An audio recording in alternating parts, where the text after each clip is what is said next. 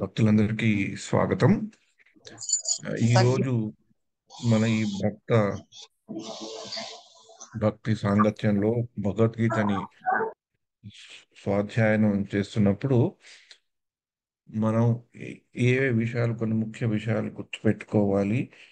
ఇవాళ చదివిన శ్లోకాల ద్వారా మనం తెలుసుకుందాం.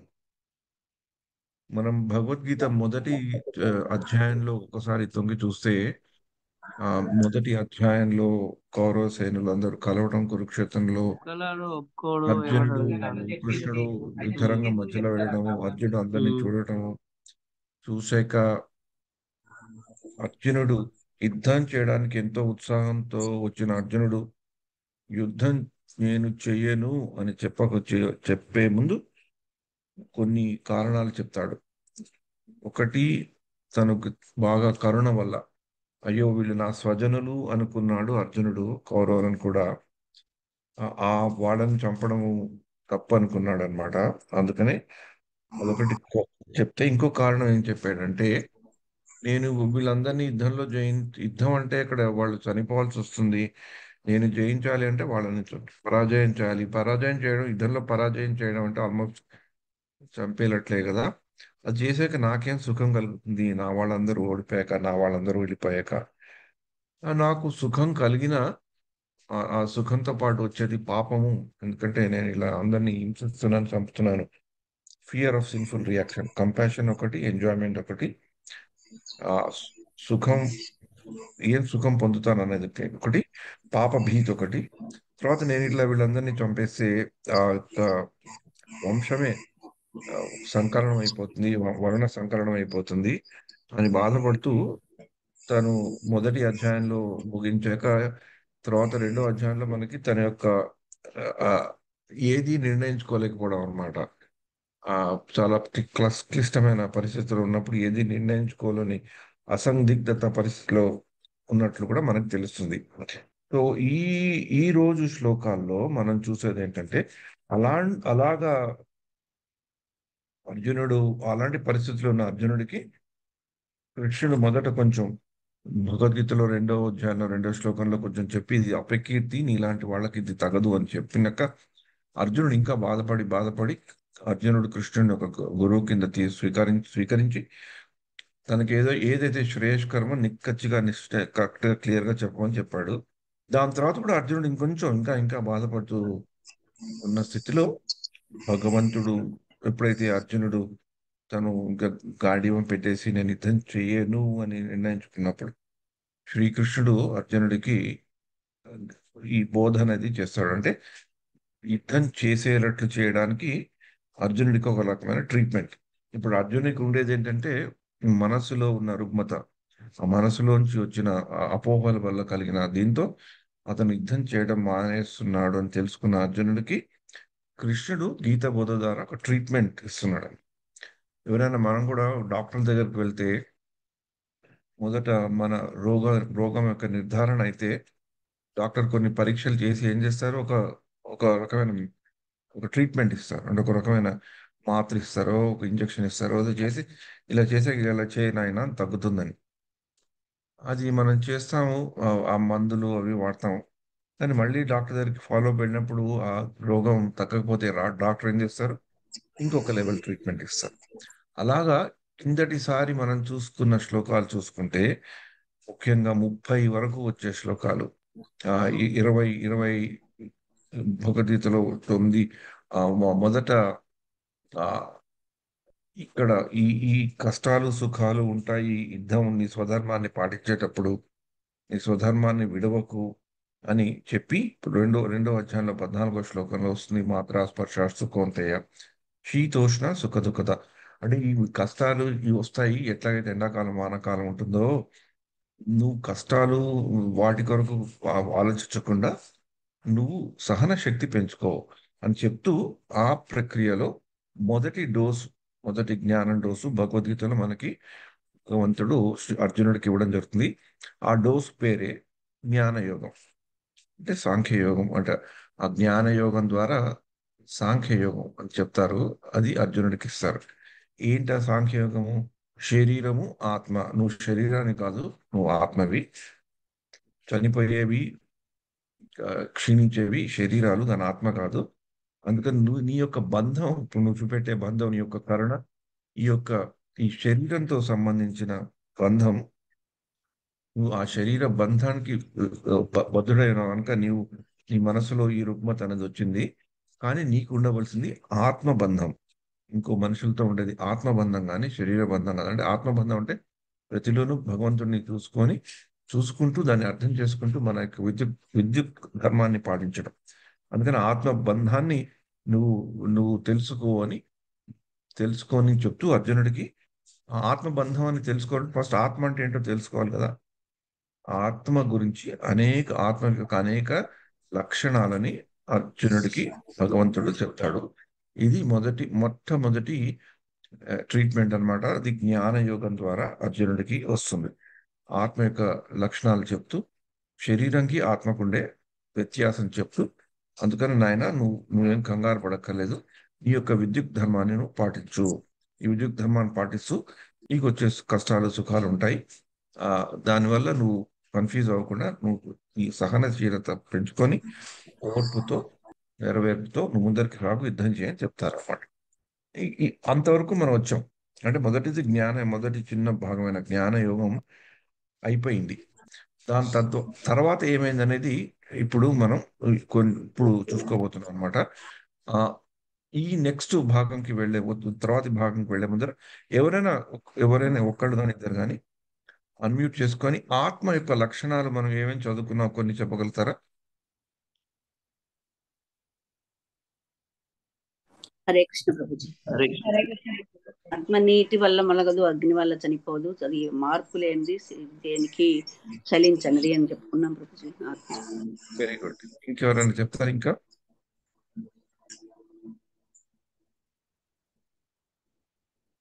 ఎవరికైనా చెప్తున్నాయా? అదే ఆత్మ కదిలింపబడదు, నీటిలో కదవచ్చు, మాత్రం అంటే మన ఎంటుక కొనలో 10వ వంతు భాగంలో కొలతకోవడం, దానికి అసలు మరణం అనేది ఉండదు, పుట్టుక కూడా ఉండదని చెప్పారు. ఓకే, అంటే నిరంతరంగా ఉండేది. ఇలాంటి లక్షణాలన్నీ చెప్పారన్నమాట. అంటే నువ్వు అనుకున్నది, నువ్వు చంపేస్తా అన్నది అది ఏం కాదు.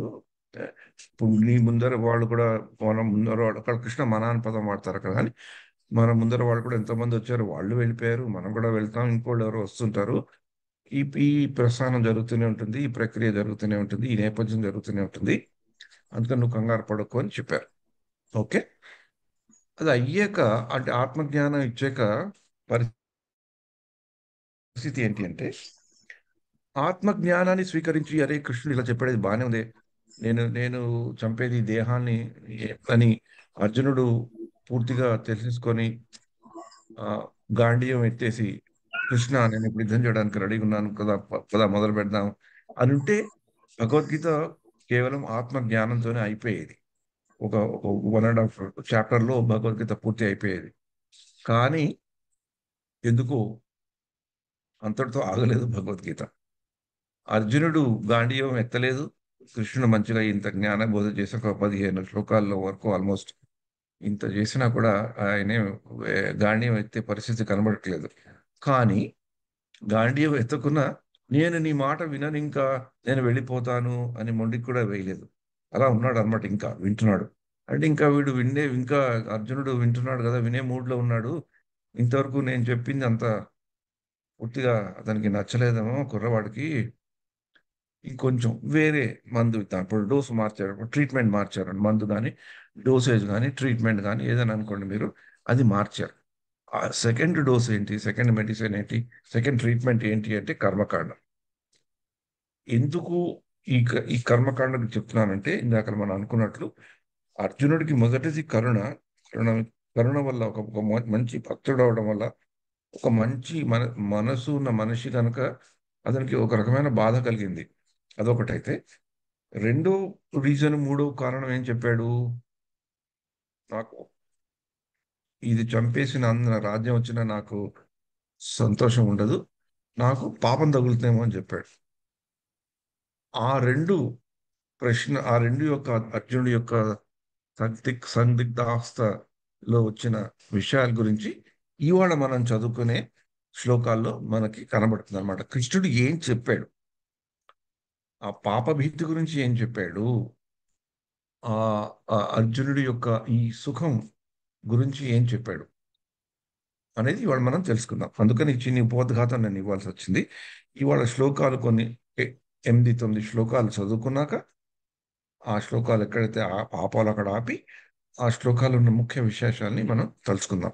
అలా తలుచుకుంటే ఒక్కొక్క భాగంగా వెళ్ళినప్పుడు జ్ఞానయుగంలో కృష్ణుడు ఇది చెప్పాడు, అర్జునుడు ఇది విన్నాడు, ఇది నాకు, నేను నా నిజ జీవితంలో మనం నేర్చుకోవాల్సిన ముఖ్యమైనది ఏంటి, ఆత్మ జ్ఞానం తెలుసుకున్నాక కిందటిసారి చెప్పుకున్నట్లు మనం కూడా మన చుట్టూ ఉన్న వాళ్ళతో, మన దగ్గర ఉన్న వాళ్ళతో ఆత్మ సంబంధాన్ని పెంపొందించుకోవడానికి ప్రయత్నించాలి.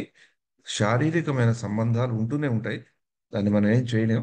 కానీ ఆ శారీరకమైన సంబంధాల నుంచి కొంచెం దూరంగా జరిగి ఆత్మ సంబంధాన్ని పెంచుకోవాలి. దానికి మనం ఉదాహరణ కింద మనం కుంతీదేవిని కూడా తలుచుకున్నాం. కుంతీదేవిని కూడా కుంతి స్తుతిలో త్వయిమే అనన్య విషయ, నాకు ఈ ఈ వీటి ఈ సంసారిక శారీరక సంబంధమైన బంధాల నుంచి నన్ను విముక్తి చెయ్యి. నేను నా యొక్క పుత్రులని, పాండవులని, వాళ్ళ ఒక యోధులని, ఆ, మంచి కురువంశంలో వచ్చిన వాళ్ళని, నేను వాళ్ళకి అమ్మనని, నీకు నేను అత్తనని, ఇంకోళ్ళు ఎవరికో అత్తగారినని, ఇవన్నీ నన్ను నేను నాకు ఇవన్నీ ఉపాధులు ఉన్నా కూడా వీటి అన్నిటికంటే కూడా వాళ్ళని కూడా, మీ అందరినీ కూడా నేను ఒక ఆత్మ సంబంధంతో చూడాలి. నేను నా పుత్రులని ఒక భక్తుల్లాగా చూడగలగాలి, నా కోడళ్ళని భక్తురాల కింద చూడగలగాలి. నాకు ఎందుకంటే నాలోనూ నువ్వు ఉన్నావు, వాళ్ళలోనూ నువ్వు ఉన్నావు.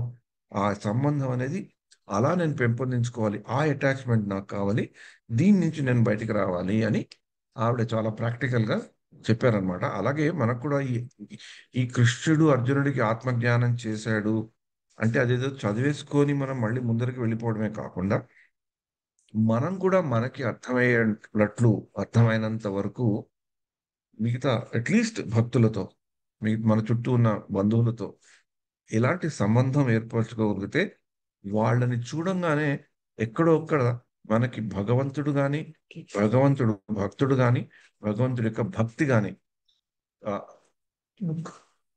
ఏ బుక్ అది మనకి మనలో వికసించాలన్నమాట. అప్పుడు మనం మిగతా వాళ్ళతో కూడా ఆత్మబంధ స్థితిలో ఉంటాం. ఎప్పుడైతే మనం ఆత్మబంధాలను ఎక్కువ పెంపొందించుకుంటామో మన మధ్యలో, అప్పుడు మనకి మామూలుగా ఉండే ఈ గొడవలు చికాకులు కొంచెం తగ్గుతాయి.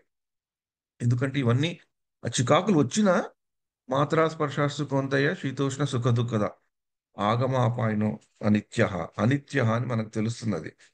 తాం తితిక్షవ భారత. అప్పుడు దాని గురించి ఓర్చుకొని ముందరికి వెళ్ళిపోవాలి. ఇదేంటి ఈ శారీరక బంధాలతో ఉండేది కాదు, ఇది వచ్చేది లేదు పెట్టేది లేదు, అందుకని ముందరికి వెళ్తాం. దానివల్ల మనలో ఒక కరెక్ట్ అయిన యుక్త వైరాగ్యం అనేది వస్తుంది. ఆ వైరాగ్యం రావడం వల్ల మనం ఇంకోళ్ళతో బాగా ఉండడానికి అవకాశం ఉంటుంది. మనం ఇంకోళ్ళతో ఎప్పుడైనా బాగుంటే వాళ్ళతో మనకి ఇంకా బాగుండేటట్లు ఉండే పరిస్థితి ఉంటుంది అనమాట.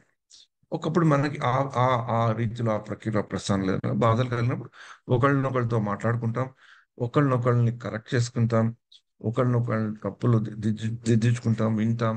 అలా నడుస్తుంది. ఆత్మబంధం ఎప్పుడైతే ఉందో ఇంకోళ్ళు ఏదైనా మనకు చెప్పినా మనం వాళ్ళని అపార్థం చేసుకోకుండా వాళ్ళు ఏం చెప్పారు అనేది అర్థం చేసుకోవడానికి ప్రయత్నిస్తాం.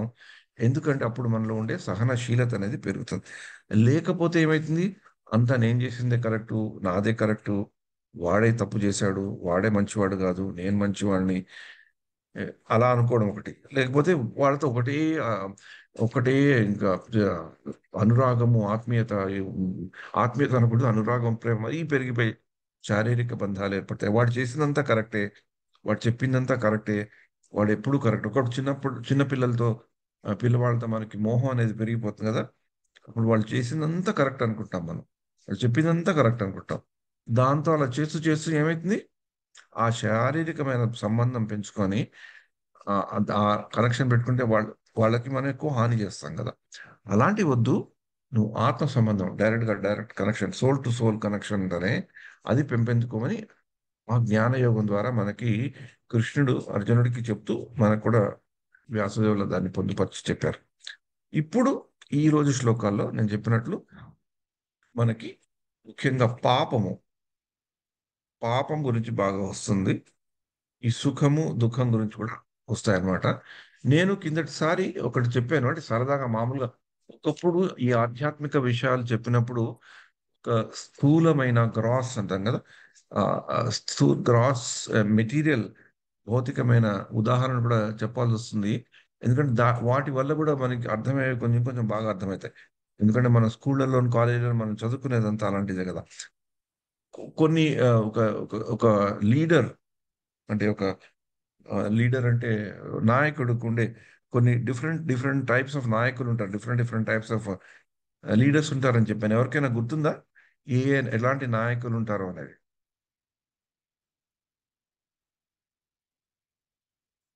4-5 రకాలు చెప్పినట్లు నేను.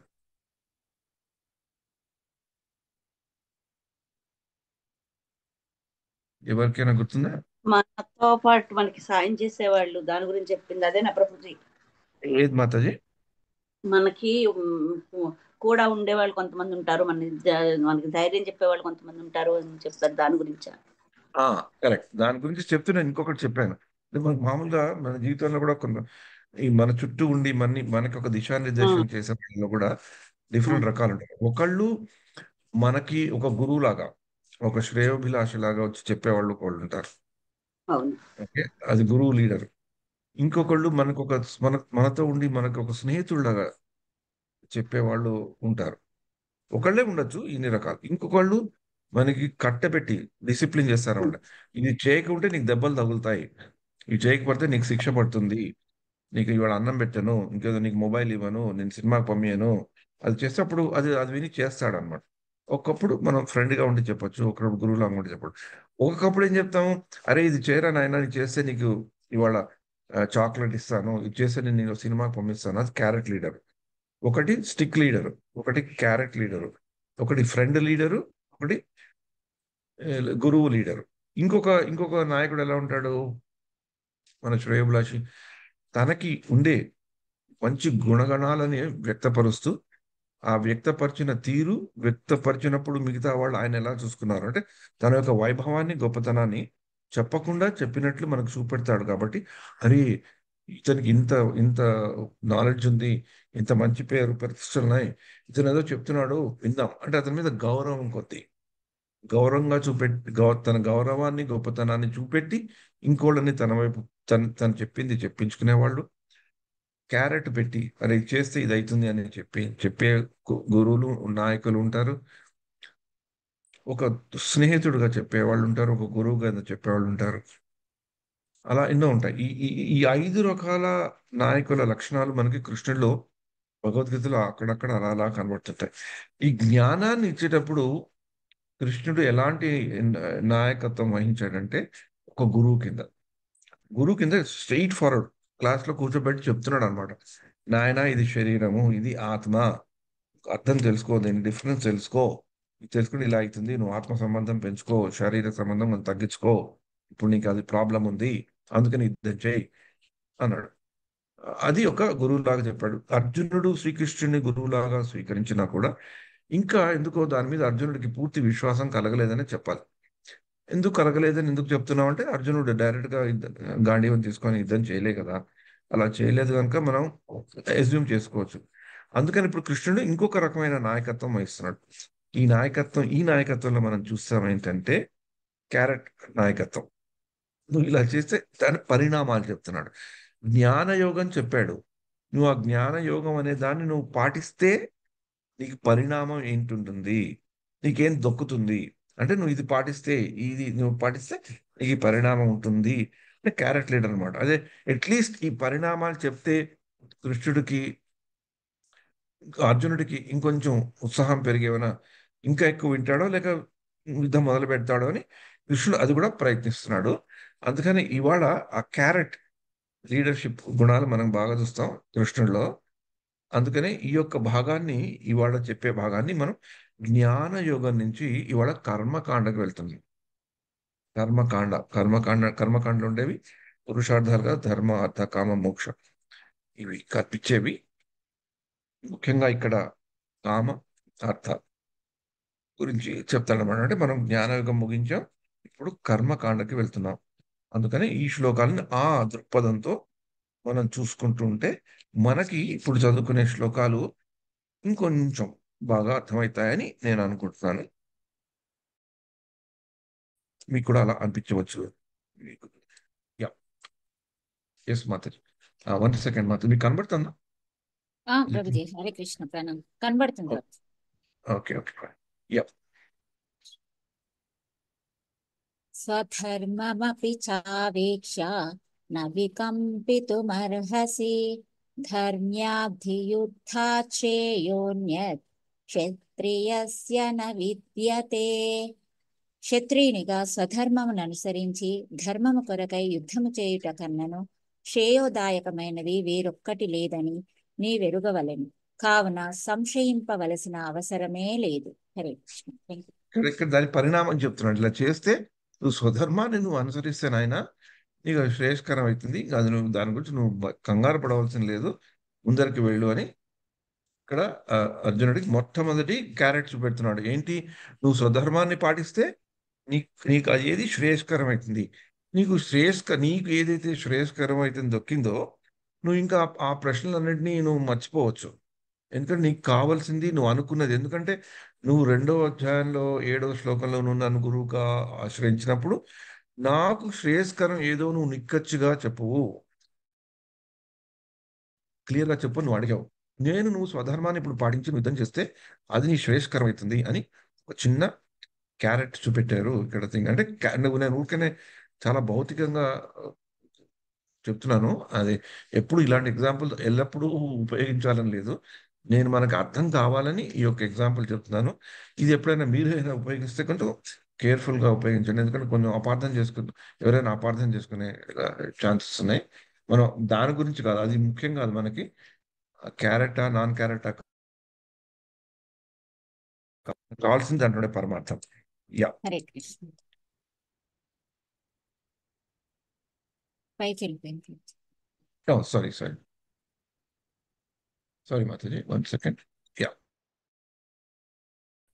యద్ధృచ్ఛయా చోపపన్నం స్వర్గద్వారమపావృతం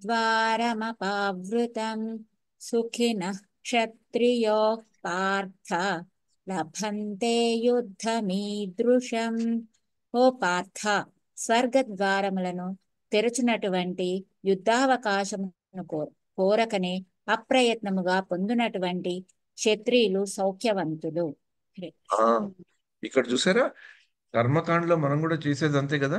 మన ఇళ్ళల్లో కూడా పూజలు అయినప్పుడు పూజారులు వచ్చి నీకు స్వర్గ ప్రాప్తి కలుగుతుంది, నీకు సుఖశాంతిలు వస్తాయి, మీకు పిల్లలు పుడతారు, ఉద్యోగాలు వస్తాయి, ఇళ్ళు వస్తాయి అని అదే కదా చెప్తారు.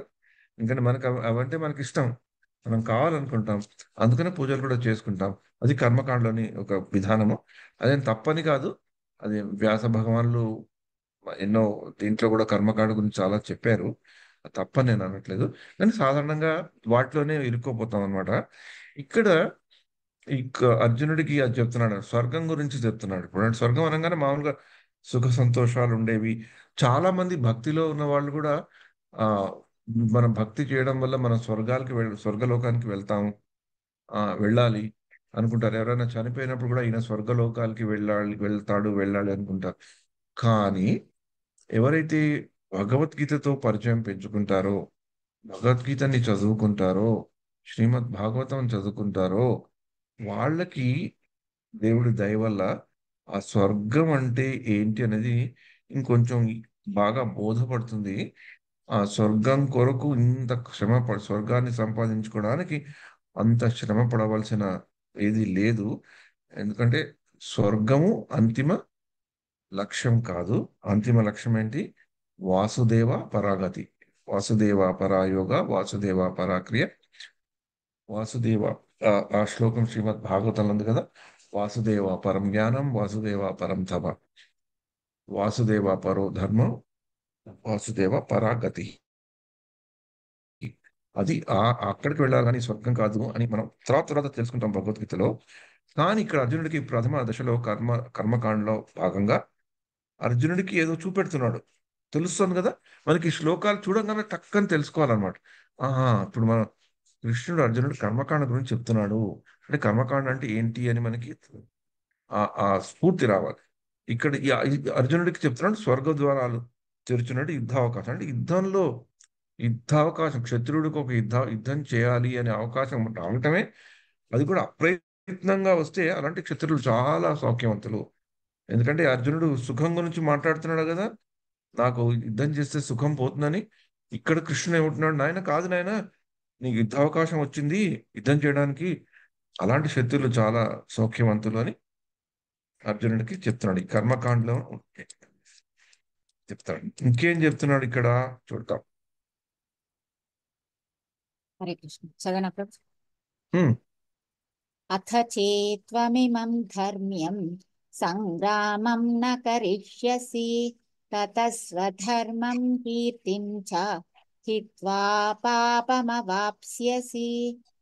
ఒకవేళ నీవు నీ స్వధర్మమైన యుద్ధమును చేయకుందువేమి, ధర్మమును అలక్ష్యపరచినందులకు నిక్కముగా పాపము నొందగలవు. ఆ విధముగా యోధుడమనేడి కీర్తిని నీవు పోగొట్టుకుందువు. హరే ఆ, ఇక్కడ ఏం చెప్తున్నాడు, ఇక్కడ భగవంతుడు ఒక స్టిక్ లీడర్ అయ్యాడు, కర్ర పట్టుకున్నాడు. ఇప్పుడు నువ్వు నీ స్వధర్మ, అక్కడే ఉన్నారు, స్వధర్మాన్ని పాటిస్తాను వచ్చింది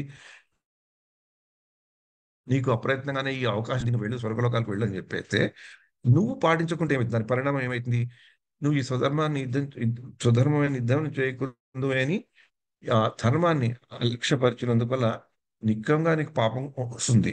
ఈ విధంగా యోధుడమైన అనేది కీర్తి నువ్వు పోగొట్టుకుందు. అంటే నీకు పోయేది ఏది అంటే, అరే నువ్వు బాగా చదవకుంటే నువ్వు ఎగ్జామ్లో ఫెయిల్ అవుతావు, నువ్వు ఎగ్జామ్లో ఫెయిల్ అయితే నీకు మంచి మార్కులు, నీకు బాగా చదవకుండా మంచి మార్కులు రావు, మంచి మార్కులు రాకుండా నువ్వు ఫెయిల్ అవుతావు, ఫెయిల్ అయితే నీకు ఉద్యోగం రాదు, నీకు ఏదో సీట్ రాదు అని చెప్తుంటాం కదా పిల్లలకి మనం. అలా ఇక్కడ అదే చెప్తున్నాడు అనమాట. అంటే భయపెడుతున్నాడు, భయపెట్టే డిసిప్లిన్ లీడర్ అయ్యాడు అనమాట. యుద్ధం చేయకూడదని పడిస్తే నీకు వస్తుంది పాపం. ఈ పాపం అనే పదం చాలా ఇంట్రెస్టింగ్.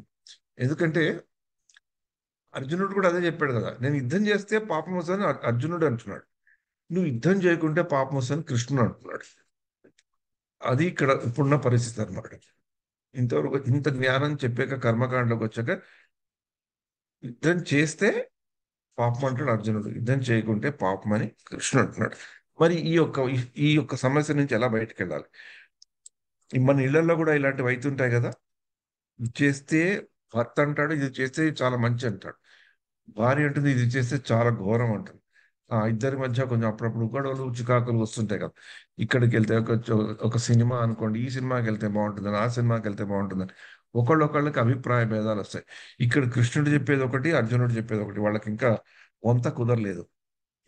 ఏ అర్జునుడైతే కృష్ణుని గురువు కింద భావించి శరణు పొందాడో ఇప్పటికి ఇంకా ఆ ఫ్రీక్వెన్సీ కలలేదు వాళ్ళకి. ఇంకా ఇంకా ఏదో ఈ డిస్కషన్స్ నడుస్తూనే ఉన్నాయన్నమాట. అందుకనే ఇంకా చెప్తున్నాడు, ఈ డోస్ కూడా నీకు నచ్చకుంటే పైన డోస్ ఏం చెప్తున్నాడు ఇందాకలా. ఈ శ్లోకం చదివే మాతాజీ, sorry I lost it. Okay ప్రభు. హరే కృష్ణ. అకీర్తిం చాపి వన్ భూతాని. సెకండ్ మాతాజీ, మనం 233 చదివాం, సారీ. ఎస్ ప్రభు, చదవండి. ఈ 33లో ఏం చెప్తున్నారు, నీకు ఆ పాపం కలుగుతుందని చెప్తున్నారు, నీకు కీర్తిని పోగొట్టుకుంటా అని చెప్పారు. ఇప్పుడు అది కూడా నువ్వు వినకుంటే ఇది నీ పరిస్థితి అని చెప్తున్నారు. అకీర్తిం చాపి భూతాని కథయిష్యంతి తే వ్యయాం సంభావితస్య చాకీర్తిః మరణాదతిరిచ్యతే. జనులు నీ అపకీర్తిని ఎల్లప్పుడూ చెప్పుకొందురు. గౌరవనీయుడవైన వానికి అపకీర్తి అనున్నది మరణము కన్నను దారుణమైనది. ఇంకా చెప్తున్నాడు. అతను ఏమంటున్నాడు, నేను గెలిస్తే నాకు కీర్తి వస్తే నాకేం లాభం అని చెప్తున్నాడు. ఇక్కడ కృష్ణుడు ఏమంటున్నాడు, నువ్వు యుద్ధం చేయకుండా నీకు అపకీర్తి వస్తుంది, నీకు అది ఆల్మోస్ట్ నీకు చావు కంటే నువ్వు దారుణమైంది. అంటే నువ్వు ఇంకోళ్ళని ఏదో చంపితే నీకేదో అపకీర్తి వస్తుంది అనుకుంటున్నావు, కానీ నువ్వు ఇంకోళ్ళని చంపకుంటే నీకు అపకీర్తి వస్తుందని ఇక్కడ కృష్ణుడు చెప్తున్నాడు. ఒకప్పుడు ఇలానే మన దీంట్లో కూడా చూసుకుంటే ఒకప్పుడు డాక్టర్లు కూడా చెప్తారు కదా, ఎవరైనా వ్యాధితో ఉన్న వాళ్ళు, వ్యాధిగ్రస్తులు డాక్టర్ దగ్గరికి వెళ్ళి డాక్టర్ ఏదైనా ట్రీట్మెంట్ ఇస్తే ఆ ట్రీట్మెంట్ సరిగ్గా బాగాలేదని, మందు చేతిగా ఉందనో సరి చెప్పి మనం చేయలేకపోకుండా మళ్ళీ 2-3 ఏళ్ళకి అతని దగ్గరికి వెళ్తే మళ్ళీ ఆ పరీక్షలు అన్ని చేశాక డాక్టర్ ఏమంటాడు, మీరు ఇలా సరిగ్గా పాటించట్లేదు నేను చెప్పినవి. ఇప్పుడు ఈ మందుతో పోయేది కాదు. ఇట్లా మీరు ఇలా ఈ జబ్బుని ఇట్లా పెంచుకుంటే నేను సర్జరీ చేయాల్సి వస్తుంది సార్, ఆపరేషన్ చేయాల్సి వస్తుందని చెప్తారు కదా. అలా ఇక్కడ కృష్ణుడు అర్జునుడికి ఇంకా ఇంకా దాని గురించి ఇంకా వివరిస్తున్నాడు అనమాట. ఏమో ఇది అంతేం కాదు, ఇది కేవలం కీర్తితో పోయేదే కాదు, ఇది ఆల్మోస్ట్ నీకు చావు లాంటి దాకా అవుతుంది, ఇంకా అందుకని నువ్వు యుద్ధం చేయాలి అని చెప్తున్నారు. ఇంకా ఏం చెప్తున్నారు?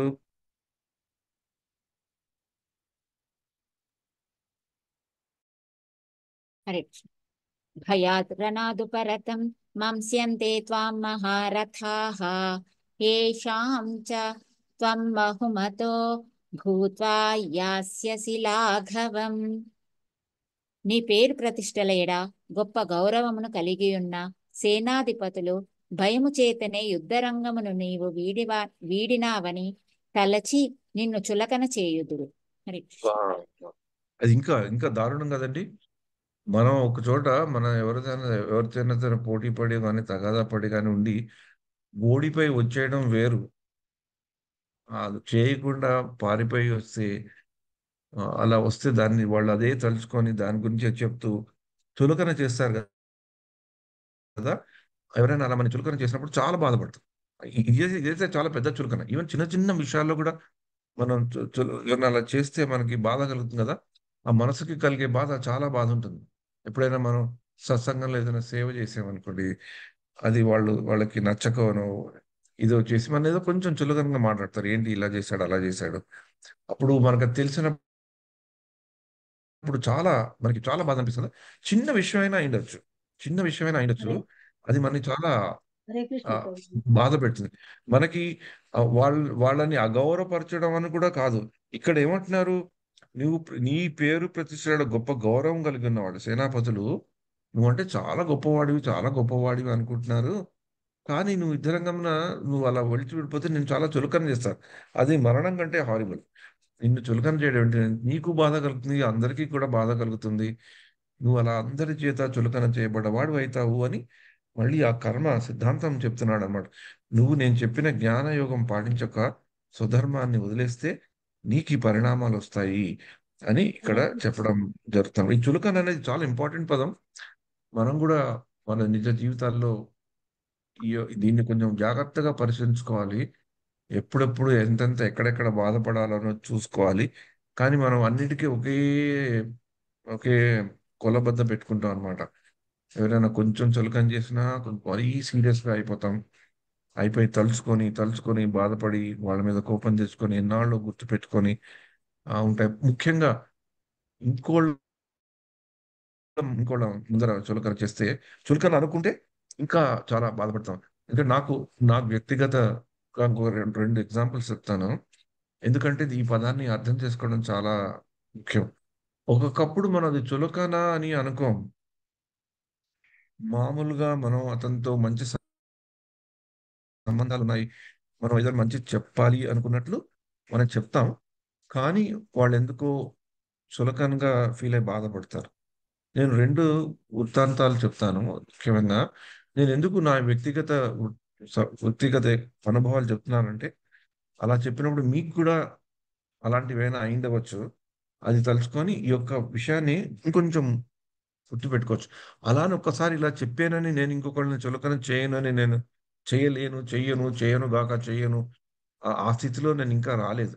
కానీ ఎవరైనా చులకన చేసినప్పుడు నేను చెప్పే రెండు సంఘటనలు నాకు కొంచెం ఎక్కువగా గుర్తుండడం వల్ల ఇంకోళ్ళని చులకన చేసేది కొంచెం తగ్గిందేమో నేను అనుకుంటున్నాను. నా గురించి నేను చెప్పుకోలేను, ఇంకెవడైనా చెప్పాలి. ఏమన్నా నేను ఎక్కువగా ఎవరైనా చులకనగా మాట్లాడుతున్నానా చూస్తున్నానని. కానీ ఒకసారి ఏమైందంటే మేము రమదాన్ మంత్లో మాకు కంప్లీట్ ఒక నెల మాసం పడుకు శ్రీమద్ భాగవతం లాంటి కార్యక్రమాలు జరుగుతుంటాయి. సో 2020లో అంటే ఆ ఏడాది మనకి కోవిడ్ కదా, ఆ సంవత్సరం ఆన్లైన్లో మాకు రమదాన్ క్లాసెస్ అవుతుండేవి అనమాట. ఆ ఆ సంవత్సరం మేము పూర్తిగా భాగవతంలో ఉండే 52 ముఖ్యమైన అంశాల గురించి కొంతమంది భక్తులకి పంచి వాళ్ళు రోజు చెప్పేటట్లు చేశామన్నమాట. దాంట్లో నేను మాట్లాడేవాడిని ఒకడిని, ఆ నిర్వాహక వర్గంలో ఒక వ్యక్తి కింద కూడా ఆ సేవా భాగ్యం నాకు కలిగింది. దాంట్లో అందరు ఇంతమంది 34 మంది వ్యక్తులని ఈ 52 టాపిక్స్ ఇవ్వడం జరిగింది. అయితే అందరూ ఇంతమంది డిఫరెంట్ డిఫరెంట్ గా ఉన్నారు. అందరూ కొంచెం కొంచెం ఒక స్టాండర్డ్ అంటూ పెట్టాలి. ఈ మూసలో ఇలా చదువుకొని మీరు ఇలా చెప్పాలి ఉన్న గంట గంట 15 నిమిషాల్లో అని చెప్తే బాగుంటుందేమో. ఎందుకంటే ఇప్పుడు వినేవాళ్ళకి కూడా కొంచెం ఒక కన్సిస్టెంట్ ఉంటుంది. లేకుంటే ఎవరిదంటే వాడు చెప్తారని ఒక ప్రణాళిక తయారు చేసి అందరికీ చెప్పి ఇలా చేశారని వాళ్ళు కూడా ఒప్పుకొని చేశారని. కానీ ఒక భక్తుడు ఏం చేశాడంటే అతనికి అనుకోకుండా చాలా టఫ్ టాపిక్ వచ్చింది. చాలా టఫ్ టాపిక్ అన్నమాట. ఏ టాపిక్ అయితే మనకి శ్రీమద్ భాగవతంలో మొదట్లోనే వస్తుందో, ఆత్మారామ అన్న పదం శబ్దంతో వస్తుంది అనమాట. ఆత్మారామమునయో దానికి చైతన్య మహాప్రభు 61 ఆత్మారాముడు అనే పదానికి 61 అర్థాలు చెప్పారు. అది చాలా కాంప్లికేటెడ్ శ్లోకం. దాని గురించి మాట్లాడుకోవాలి అక్కడ. అయితే ఈ భక్తుడు ప్రిపేర్ అయ్యాడు, బాగా అయ్యాడు యాక్చువల్లీ. కానీ కాంప్లికేటెడ్ టాపిక్ అందరికీ తెలుసు అది. కానీ అతను చెప్పడంలో చాలా చెప్పేయాలని చెప్తూ చూసుకొని ప్రిపేర్ అవ్వడానికి ఆ పుస్తకంలో ఉన్నది, ఆ వెబ్సైట్లో ఉన్నవన్నీ తీసుకొని కట్ అండ్ పేస్ట్ లాగా చేసి ప్రజెంటేషన్ లాగా చేసి చెప్పాడు అనమాట. అయితే అది అసలుకే కాంప్లికేటెడ్ టాపిక్. నా సేవ ఏంటంటే రోజు అందరూ ఆ వ్యక్తి మాట్లాడక ఒక 5-10 నిమిషాలు నేను దాని గురించి ఒక రకమైన వ్యాఖ్యానం చేయాలన్నమాట. ఏంటి సంగతి, ఏం చెప్పారు, ఎలా చెప్పారు అని. ఎందుకు ఇచ్చారో నాకు తెలియదు ఆ సేవ. అది ఒకప్పుడు కష్టమైన సేవే. అయితే ఆ రోజు నేను విన్నప్పుడు ఇతను ఎంత మంచిగా మామూలుగా ఎంత చాలా బాగా మాట్లాడే వ్యక్తి, బాగా జ్ఞానం ఉన్న వ్యక్తి, ఎందుకు ఇట్లా మాట్లాడుతున్నాడు ఇవాళ అసలు కట్ అండ్ పేస్ట్ లాగా చేసి అతుకు బతుకుల కింద ఉంది అంతా. అలా అనిపించింది నాకు. నేను తప్పేమో నాకు తెలియదు. అయితే ఆ వ్యాఖ్యానం చేసినప్పుడు ఆ భక్తుడి మీద ఉన్న చనువుతో నేను ఏమన్నానంటే, ఆ, ఈసారి ఇలా టాపిక్స్ కొంచెం కష్టమైన టాపిక్స్ వచ్చినప్పుడు ఇంకొంచెం అధ్యయనం చేసి ఇంకొంచెం అర్థం తెలుసుకొని మనకి అర్థమయ్యేటట్లు, మనకి ఎంత అర్థమైతే అంత చాలు, దాన్ని సరళంగా ఇంకోళ్ళకి చెప్తే చాలు. మనకి ఆ యొక్క టాపిక్ గురించి పూర్తిగా అర్థం కావాలి అని ఎవరు అనుకోవట్లేదు. ఇప్పుడు పూర్తిగా నాకు ఆత్మ, శరీరము, ఆత్మ జ్ఞానం అర్థమైందంటే అర్థం కాలేదు. అది తెలుసు కదా నాకు. కానీ తెలిసింది కొంచెం చెప్పేటట్టుంటే బాగుంటుంది. And you can avoid cut and paste in your presentations అని చెప్పాను. నేను అలా మిగతా పుస్తకాల్లో కానీ వెబ్సైట్లో తీసి అలా పెట్టి చెప్పకుండా అర్థం చేసుకొని చెప్తే బాగుంటుంది అని చెప్పాను. ఎందుకు చెప్పాను? ఆ చదువుతో చెప్పాను. అతనికి తెలియాలని, మిగతా వాళ్ళకు కూడా, వచ్చే వాళ్ళకు కూడా కొంచెం తెలియాలని కొంచెం చెప్పాను అనమాట. ఎందుకంటే నా సేవ అది. కానీ అతను నన్ను పూర్తిగా అపార్థం చేసుకున్నాడు. నా మనసులో ఉన్న భావం నేను చెప్పలేకపోయానేమో. అతను ఉండే పరిస్థితి అతను కూడా తెలిసిందేమో. తను సరిగ్గా మాట్లాడలేదని అతను ఆ యొక్క బాధలో ఉన్నాడు. అలా అందరి ముందర నేను ఇలా చెప్పేసరికి చాలా చులకనగా ఫీల్ అయ్యాడు. ఎంత చులకనగా ఫీల్ అయ్యాడంటే అదే రోజు నాకు ఒక పెద్ద మెసేజ్ పెట్టాడు. మీరు ఇచ్చిన అవకాశాన్ని నేను సద్వినియోగం చేసుకోలేకపోతున్నాను. నేను ఒక యూస్లెస్ ఫెలోని. మీరు అనవసరంగా నాకు ఇంత మంచి టాపిక్ ఇచ్చారు. నేను సరిగా చేయలేకపోయాను. మిమ్మల్ని అందరినీ డిసప్పాయింట్ చేశాను. మిమ్మల్ని డిసప్పాయింట్ చేశాను. నేను ఇంకెప్పటి నుంచి మాట్లాడడమే మానేస్తాను. నన్ను పిలవకండి మీరు. I will stop giving classes. అది నాకు చాలా బాధ అనిపించింది. అరే, అతన్ని చులకన చేశాను అని. ఎంత బాధపడి నేను సారీ చెప్పుకున్నాను, మాట్లాడాను. అతను సరే సరే సరే అన్నాడు. అది కాదు ప్రభు, మిమ్మల్ని గురించి కాదు, నేను నా గురించి నేను చెప్పుకుంటూ మీకు చెప్పాను. అలా ఏం కాదు, అలా ఏం కాదు అన్నాడు. కానీ అప్పటి నుంచి ఇప్పటి వరకు 4 ఏళ్ళు అయింది. ఎన్నో సార్లు నేను అతన్ని మిగతా ఫోరమ్స్ లోకి పిలిచాను. నేను ఏ ఫోరమ్స్ లో అయితే మాట్లాడతానో 3-4 ఫోరమ్స్ లో ఒక్కసారి కూడా రాలేదు. రాకపోవడమే కాదు, నాతో మామూలుగా కూడా మాట్లాడినప్పుడు కొంచెం ఎందుకో దూరంగానే ఉంటాడు. అలా అని కోపంగా ఉన్నాడని నాకు తెలియదు, అలా అనిపించదు. ఏదైనా నేను చెప్తే ఏదైనా సహాయం కావాలంటే సహాయం చేస్తాడు. కానీ నన్ను ఇప్పటికీ నన్ను కొంచెం దూరంగానే పెడతాడు. అంటే చులకన చేయుదురు అంటే చులకనలో ఆ చులకనను అనుభవించిన వాడికి అంత ఉంటుందన్నమాట. కానీ నేను ఆ ఉద్దేశంతోనే అనలేదు. అలానే ఈ మధ్య కూడా మాకు ఇంగ్లీష్ భక్తి వృక్ష అవుతుంది ఎవ్రీ శుక్రవారం, శనివారం. దాంట్లో మాకు ఈ ఈ యొక్క కార్యక్రమంలో ఉన్నట్లే మాకు భజనతో మొదలవుతుంది అనమాట. ఒక భక్తురాలు బాగా పాడతారు ఆవిడే. కానీ ఒకప్పుడు పాడేటప్పుడు ఏమైందంటే ఆ పాట, ఆ ట్యూన్కే మనం ఎక్కువ ప్రాధాన్యత ఇస్తాం. కానీ పదాల యొక్క ప్రొనౌన్సియేషన్ కి ఎక్కడ మాత్ర పెట్టాలో అక్కడ పెట్టాం. అలా చాలా చక్కగా పాడింది శిష్టాష్టకంలో మొదటి శ్లోకం. చేతో దర్పణ మార్జనం చాలా ఆడేదో కొత్త ట్యూన్ నేర్చుకొని పాడింది. కానీ దాంట్లో మాత్రలు అట్లీస్ట్ 8, 9 మాత్రలు చెప్పేటప్పుడు తప్పు చేసింది. సంగీతపరంగా అది చాలా బాగుంది కానీ అర్థాలు మారిపోయాయి. ఆవిడకి చెప్పాలా అంటే బాగా తెలుసు, నన్ను ఒక ఆల్మోస్ట్ ఒక తండ్రిలాగా చూసే ఆ అమ్మాయి. నాకు బాగా తెలుసు, కానీ ఇలా చేసింది చెప్పాలా చెప్పకూడదా అని ఆలోచిస్తూనే టక్కని చెప్పేశారు. అమ్మ నువ్వు నువ్వు కేవలము నువ్వు ఎలా సంగీత పరంగా ఎంత బాగా పాడాలనే చూసుకుంటున్నావు కానీ దాంట్లో ఈ మాత్రలు ఈ ఈ ఈ శబ్దాల్లో తప్పులు ఉన్నాయి. ఈసారి కొంచెం జాగ్రత్తగా నువ్వు చూసుకో, ఇది కూడా జాగ్రత్తగా చూసుకొని నువ్వు చదివితే బాగుంటుంది అని నా యొక్క చెప్తూ చెప్తూ నా యొక్క వ్యక్తిగతది కూడా చెప్పాను. నేను యోమాం పశ్యతి సర్వత్ర సర్వం చామై పశ్యతి నా ఫేవరెట్ శ్లోకం భగవద్గీతలో 6వ అధ్యాయం 30.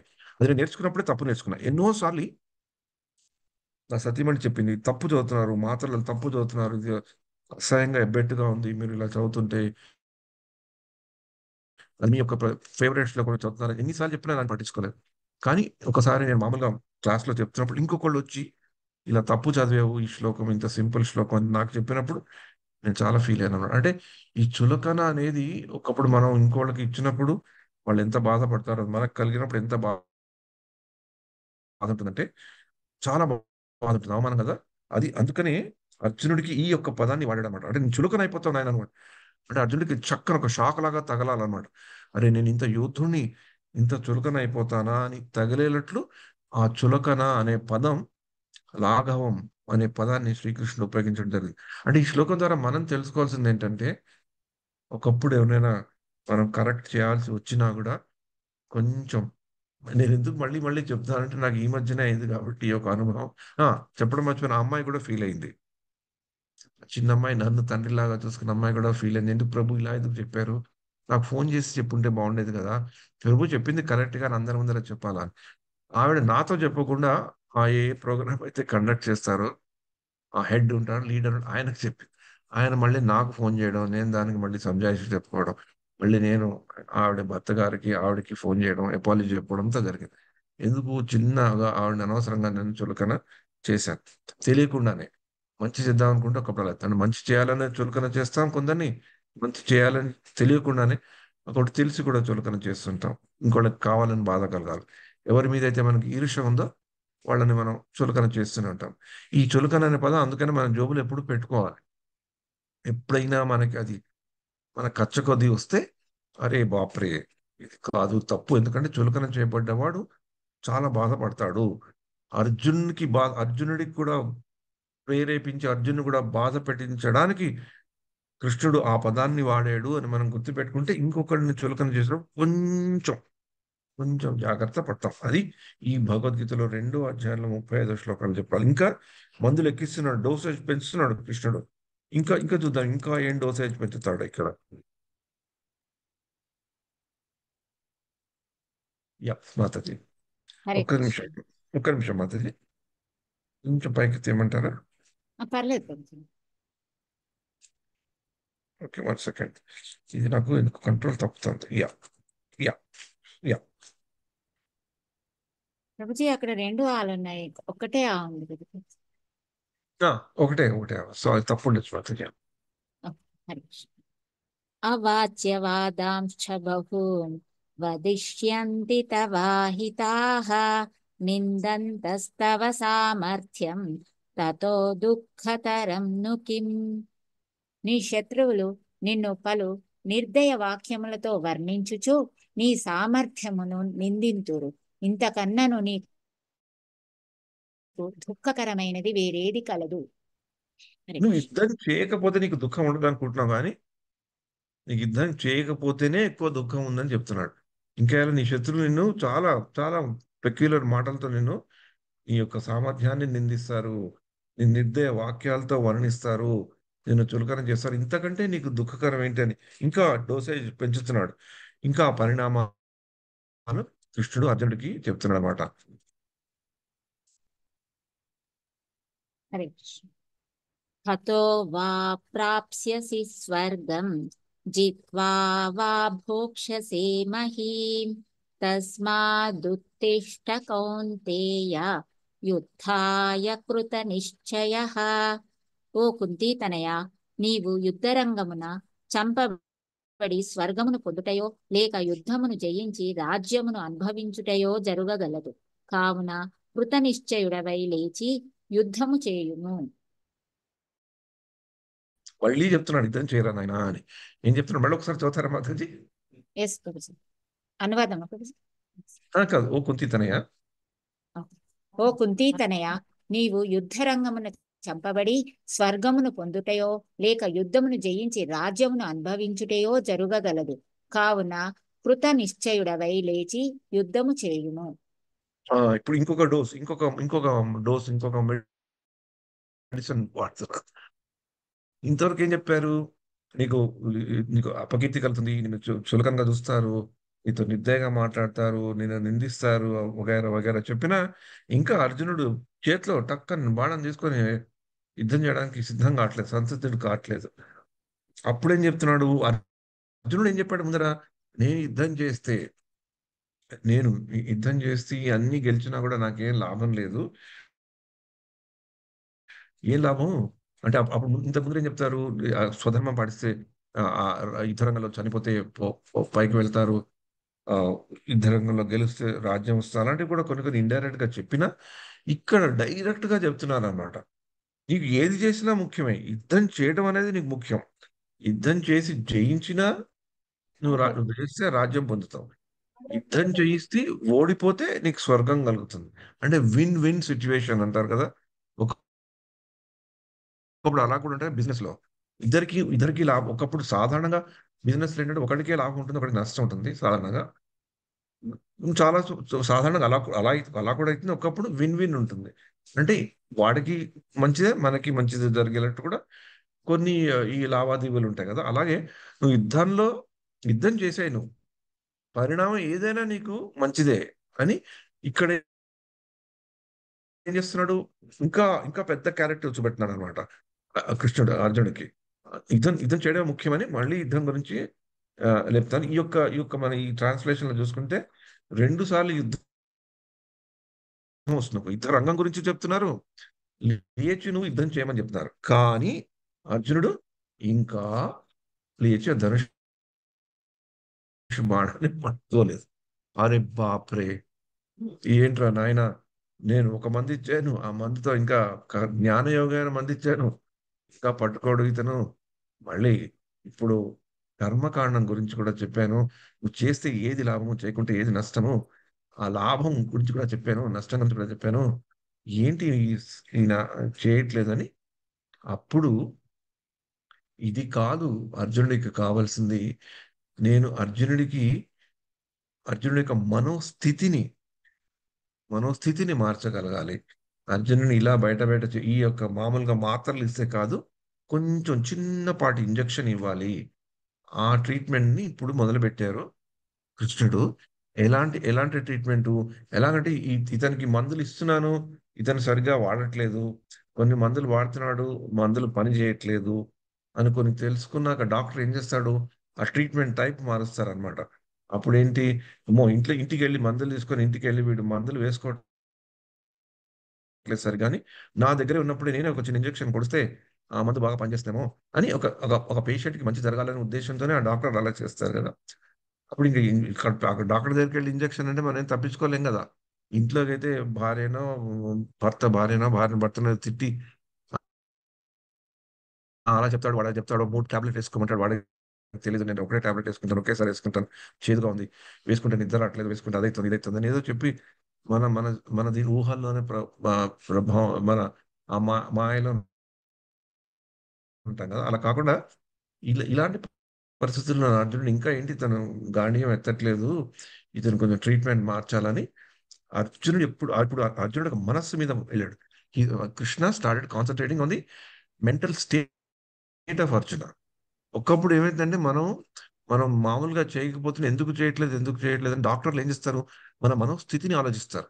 అని వీడు ఏంటి, వీడి మైండ్ లో ఏం జరుగుతుంది, అది మనం మార్చగలిగితే వీడు ఆటోమేటిక్ గా తనంతట తనే మందులు వాడుకొని మంచిగా అవుతాడు అని ఉంటారు కదా. ఆ mental he's playing on the mental state. పూర్వం డైరెక్ట్ గా చెప్పారు ఇది చేసి ఇలా అయితే ఇది చేసి ఇలా అవుతారు, వినలేదు. అందుకని ఇప్పుడు అర్జునుడి యొక్క మనోస్థితి గురించి మాట్లాడుతున్నారు. అందుకనే ఈ యొక్క ఇప్పుడు రాబోయే శ్లోకం చాలా ఇంపార్టెంట్ శ్లోకం. అంటే మనకి భగవద్గీత పరంగా కూడా ఇంపార్టెంట్. శ్రీల ప్రభుపాద వారు ఈ వచ్చే శ్లోకం అంటే భగవద్గీత 2వ అధ్యాయంలో 37వ శ్లోకం గురించి మాట్లాడుతూ ఒకసారి ఏమన్నారంటే, యాక్చువల్లీ ఇప్పుడు భగవద్గీత కృష్ణ అర్జునులకి అయ్యే సమాధానంలో భగవద్గీత ఇంకొక మెట్టు దాటి ఒక మెట్టు మీదకి వెళ్తోంది అని. అంటే ఇక్కడి నుంచి ఇంకా ఇంకా గట్టిగా మనకు ఆ కృష్ణుడికి అర్జునుడికి అయ్యే సంవాదాలు ఉన్నాయి.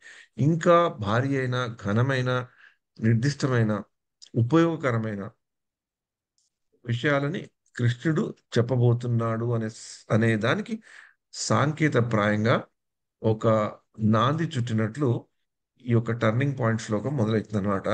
ఈ శ్లోకంలో అర్జునుడికి మామూలుగా సుఖాలు అలా స్వర్గాలు అవి ఇవి కాకుండా అర్జునుడి యొక్క మనోస్థితి, నువ్వు నీ మనస్సు ఎలా పెట్టుకోవాలి, ఎలా పెట్టుకొని నువ్వు ఇప్పుడు చేయవలసింది చెయ్యాలి అనేది చెప్పడం జరుగుతుంది. అందుకనే ఆచార్యులు కూడా ఈ యొక్క శ్లోకానికి చాలా ఇంపార్టెన్స్ ఇచ్చారన్నమాట. ఎట్లాగైతే శ్రీల ప్రభుపాద వారు ఈ శ్లోకం తర్వాతనే అస్సలైన భగవద్గీత మొదలవుతుందని చెప్పారు. అంటే భగవద్గీత యాక్చువల్లీ మొదటి నుంచే మొదలైందని శ్రీల ప్రభుపాదులు కూడా మిగతా సార్లు చెప్పిన ఒకప్పుడు ఒక ఒక ఒక విషయాన్ని చెప్పినప్పుడు దానికి ఎక్కువ ప్రాముఖ్యత ఇస్తారు కదా.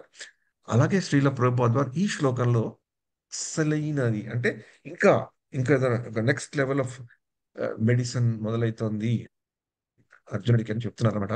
అందుకని ఈ శ్లోకాన్ని మనం ఒక 10-15 నిమిషాలు తలుచుకుందాం.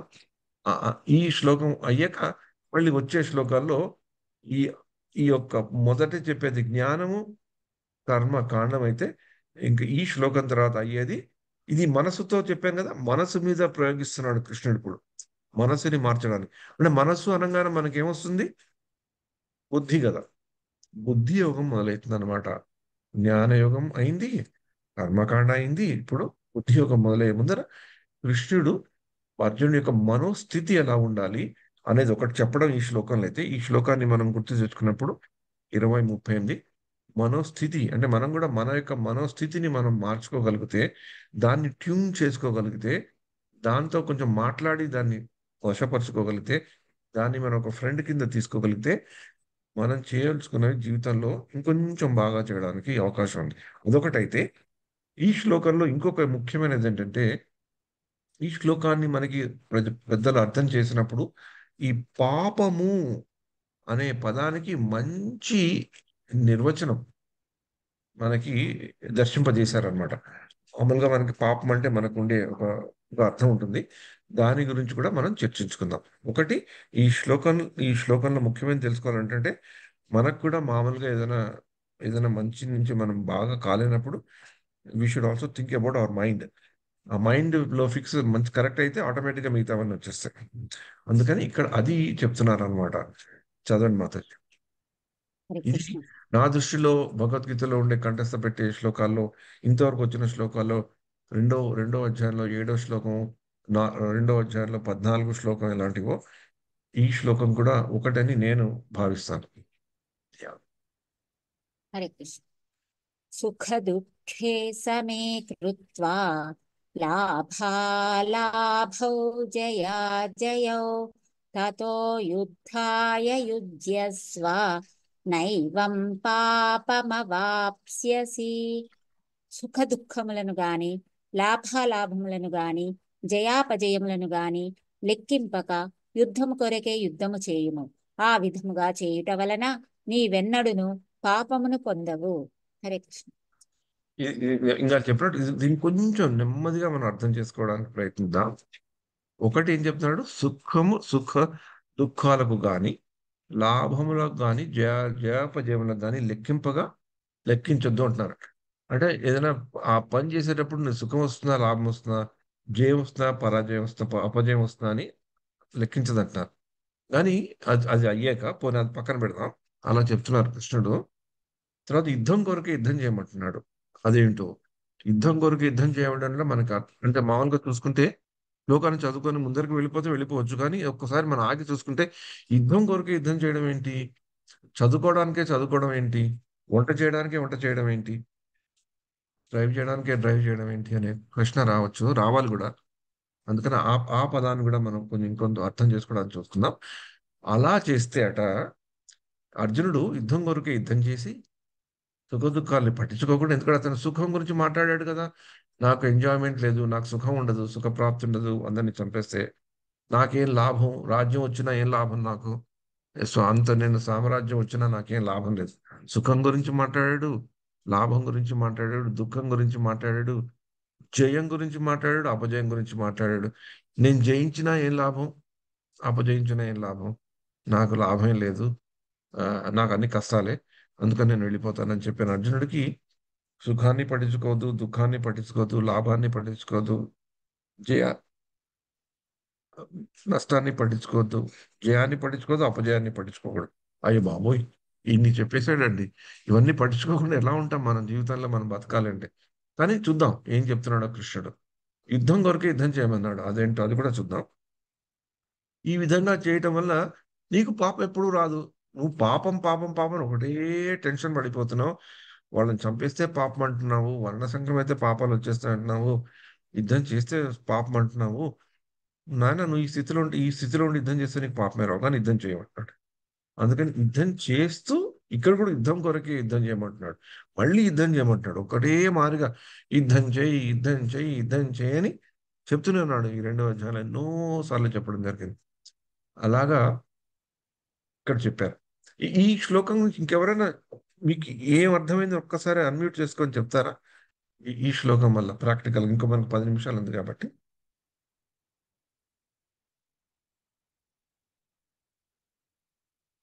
హరే కృష్ణ ప్రభుజీ. ఎస్ మాతాజీ. అది మనం మామూలుగా భగవద్గీత అనగానే నీ కర్తవ్యం నువ్వు నిర్వర్తించు, ఫలితాన్ని ఆశించుకో అంటాం కదా. అది ఎందుకని యుద్ధం యుద్ధం యుద్ధం చెయ్యాలి కాబట్టి యుద్ధం చెయ్యి అంతే. దాని గురించి వచ్చే లాభ నష్టాల గురించి నువ్వు ఆశించకు. నువ్వు చేస్తే అందువల్ల నీకు నీ కర్తవ్యం నువ్వు నిర్వర్తించినట్టు అవుతుంది అని చెప్తున్నారు అనిపించింది. Very good Mataji. కానీ నిజ జీవితంలో మనం అలా చేయగలుగుతామా? అంటే మరి మనం భగవద్గీత చదువుతున్నాము, దాన్ని ఫాలో అవుతున్నాము అంటే ప్రయత్నం చెయ్యాలి. అది పక్కా మనం చేసేస్తామని మాట ఇవ్వలేం. కానీ కొన్ని మనం దీంట్లో కొంచెం వచ్చాక కొంత మనకి అనిపిస్తుంది. పూర్తిగా 100% చేస్తాము అనే మాట ఇవ్వలేం. కానీ మనకి ఆలోచన పరంగా మనం కొంత మార్పు వస్తుంది మనలో ఈ భగవద్గీత ఫాలో అవుతున్నప్పుడు. ఇదివరకు కంటే అప్పుడు ప్రతిదానికి బాధపడితే ఇప్పుడు మనకి ఇది భగవంతుడు ఇచ్చింది, ఇదే మనం దీంతో తృప్తిపడాలి అనే భావం కొంతలో కొంత వస్తుందని నేను అనుకుంటున్నాను ప్రభుజీ. హరే కృష్ణ. వెరీ గుడ్ మాత, చాలా బాగా చెప్పారు. ఇంకెవరిని ఏదైనా చెప్తారా? హరే కృష్ణ ప్రభుజీ. ఎస్. సుఖ దుఃఖ సమాకృత్వం అంటే సుఖాలు కలిగినప్పుడేమో ఆనందిస్తాము, దుఃఖాలకు అవును. వచ్చే బాధపడిపోతూ ఉంటాం. ఈ సుఖ దుఃఖాలని సమంగా చూడు, సమంగా చూడు. ఏదొచ్చినా కృంగిపోకు, ఆనందపడిపోకు. అలాగే లాభాలు నష్టాలు ఇవి రెండింటికి కూడా నువ్వు సమానంగానే చూడు. అలా యుద్ధం చేయవలసి వచ్చింది కనుక నువ్వు యుద్ధం చేసి ముందుకు వెళ్ళిపోవడమే నీ జయమనని కృష్ణ పరమాత్మ చెప్తున్నాడు. అలా చేస్తేనే కానీ పాపాలు ఉండవట మనకి. కానీ అలా మన నిజ జీవితంలో మనం అలా చేయగలుగుతామా అని, అది అది అది అది అందుకని ఈ శ్లోకం వచ్చినప్పుడు కొంచెం ఆగాలన్నమాట. ఇవాళ ఆగి ఏంటో నాయన కృష్ణుడు ఇలా చెప్తున్నాడు అర్జునుడికి. ఎవరైనా మాట్లాడతారు? సారీ నేను కట్ చేశాను, సారీ. ఎవరైనా అలా ఉన్నాం ప్రభుజీ. ముందు అంటే ఇందులోకి రాకమునుపు బాధపడే వాళ్ళం బాగా. ఇప్పుడు కొద్దిగా గుడ్లో మెల్ల కొంచెం తగ్గామని అనిపిస్తుంది. Very good. Hare Krishna. Thanks Mata, thanks for your explanation. ఇంకెవరైనా చెప్తారా దీని గురించి? హరే కృష్ణ ప్రభుజీ. హరే కృష్ణ ప్రభుజీ. యా.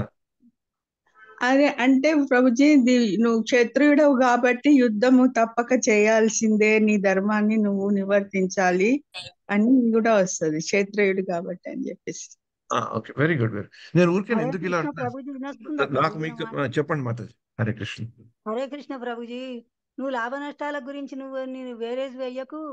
లాభం నష్టం అని ఏం లేదు. ఒకవేళ యుద్ధంలో గిట్ట మరణించుతూ అంటే నీకు స్వర్గలోకం దొరుకుతుంది, యుద్ధంలో గిట్ట జయించుతూ అంటే రాజ్యం దొరుకుతుంది. నువ్వు దాని గురించి ఏం చేయకు, నేను చెప్పిన మాట వినమని చెప్తుంటే లాస్ట్ కు అర్జునుడు అంటుండు, వచనం మామ అంటుండు. అంటే నువ్వు చెప్పింది విన్నా అని ఒప్పుకుంటుండు ప్రభుజీ. హరే కృష్ణ. వెరీ గుడ్ మాతాజీ. మీరు ఒకటి బాగా చెప్పారు, నేను చెప్పింది చేయదు. చాలా మంచిగా చెప్పారు. కరెక్ట్. ఇంకే Krishnakumari Mataji, I think. Hare Krishna. Yes Hare Krishna అండి. హరే కృష్ణ. ఇప్పుడు మనకి భగవద్గీతలో కృష్ణ వారు చెప్పేది మెయిన్లీ సర్వధర్మాన్ పరిత్యజ్య మామేకం శరణ ప్రజ హంత్వా సర్వ పాపేభ్యో మోక్షేశ్వరం ఆశిష.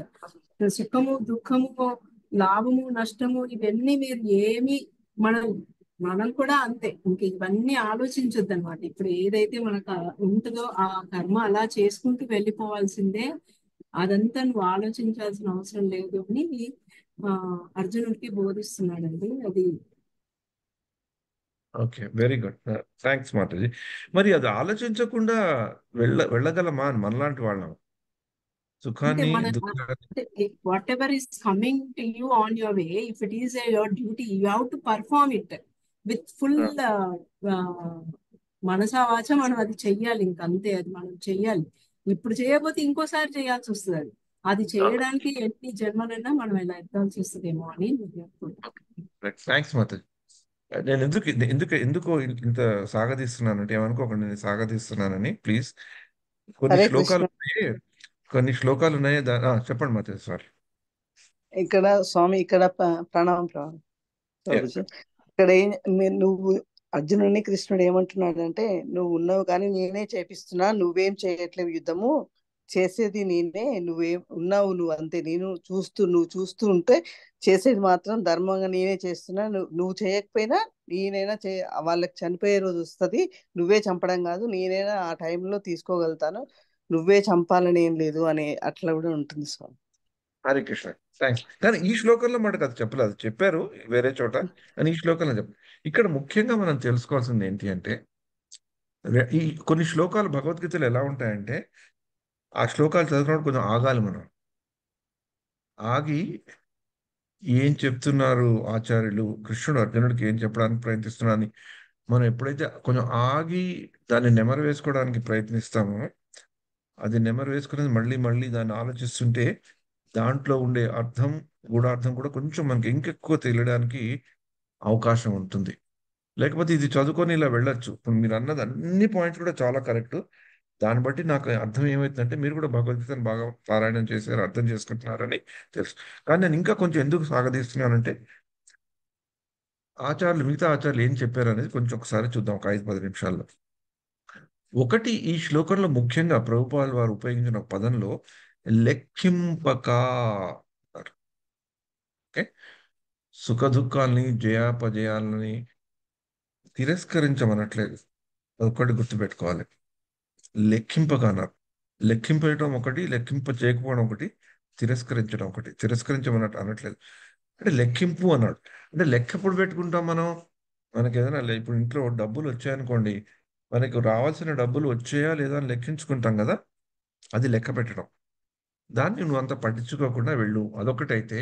తిరస్కరించమనట్లేదు. నువ్వు చేసే స్వధర్మ పాలనలో సుఖాలుంటాయి, దుఃఖాలుంటాయి, జయాలుంటాయి, అపజయాలుంటాయి.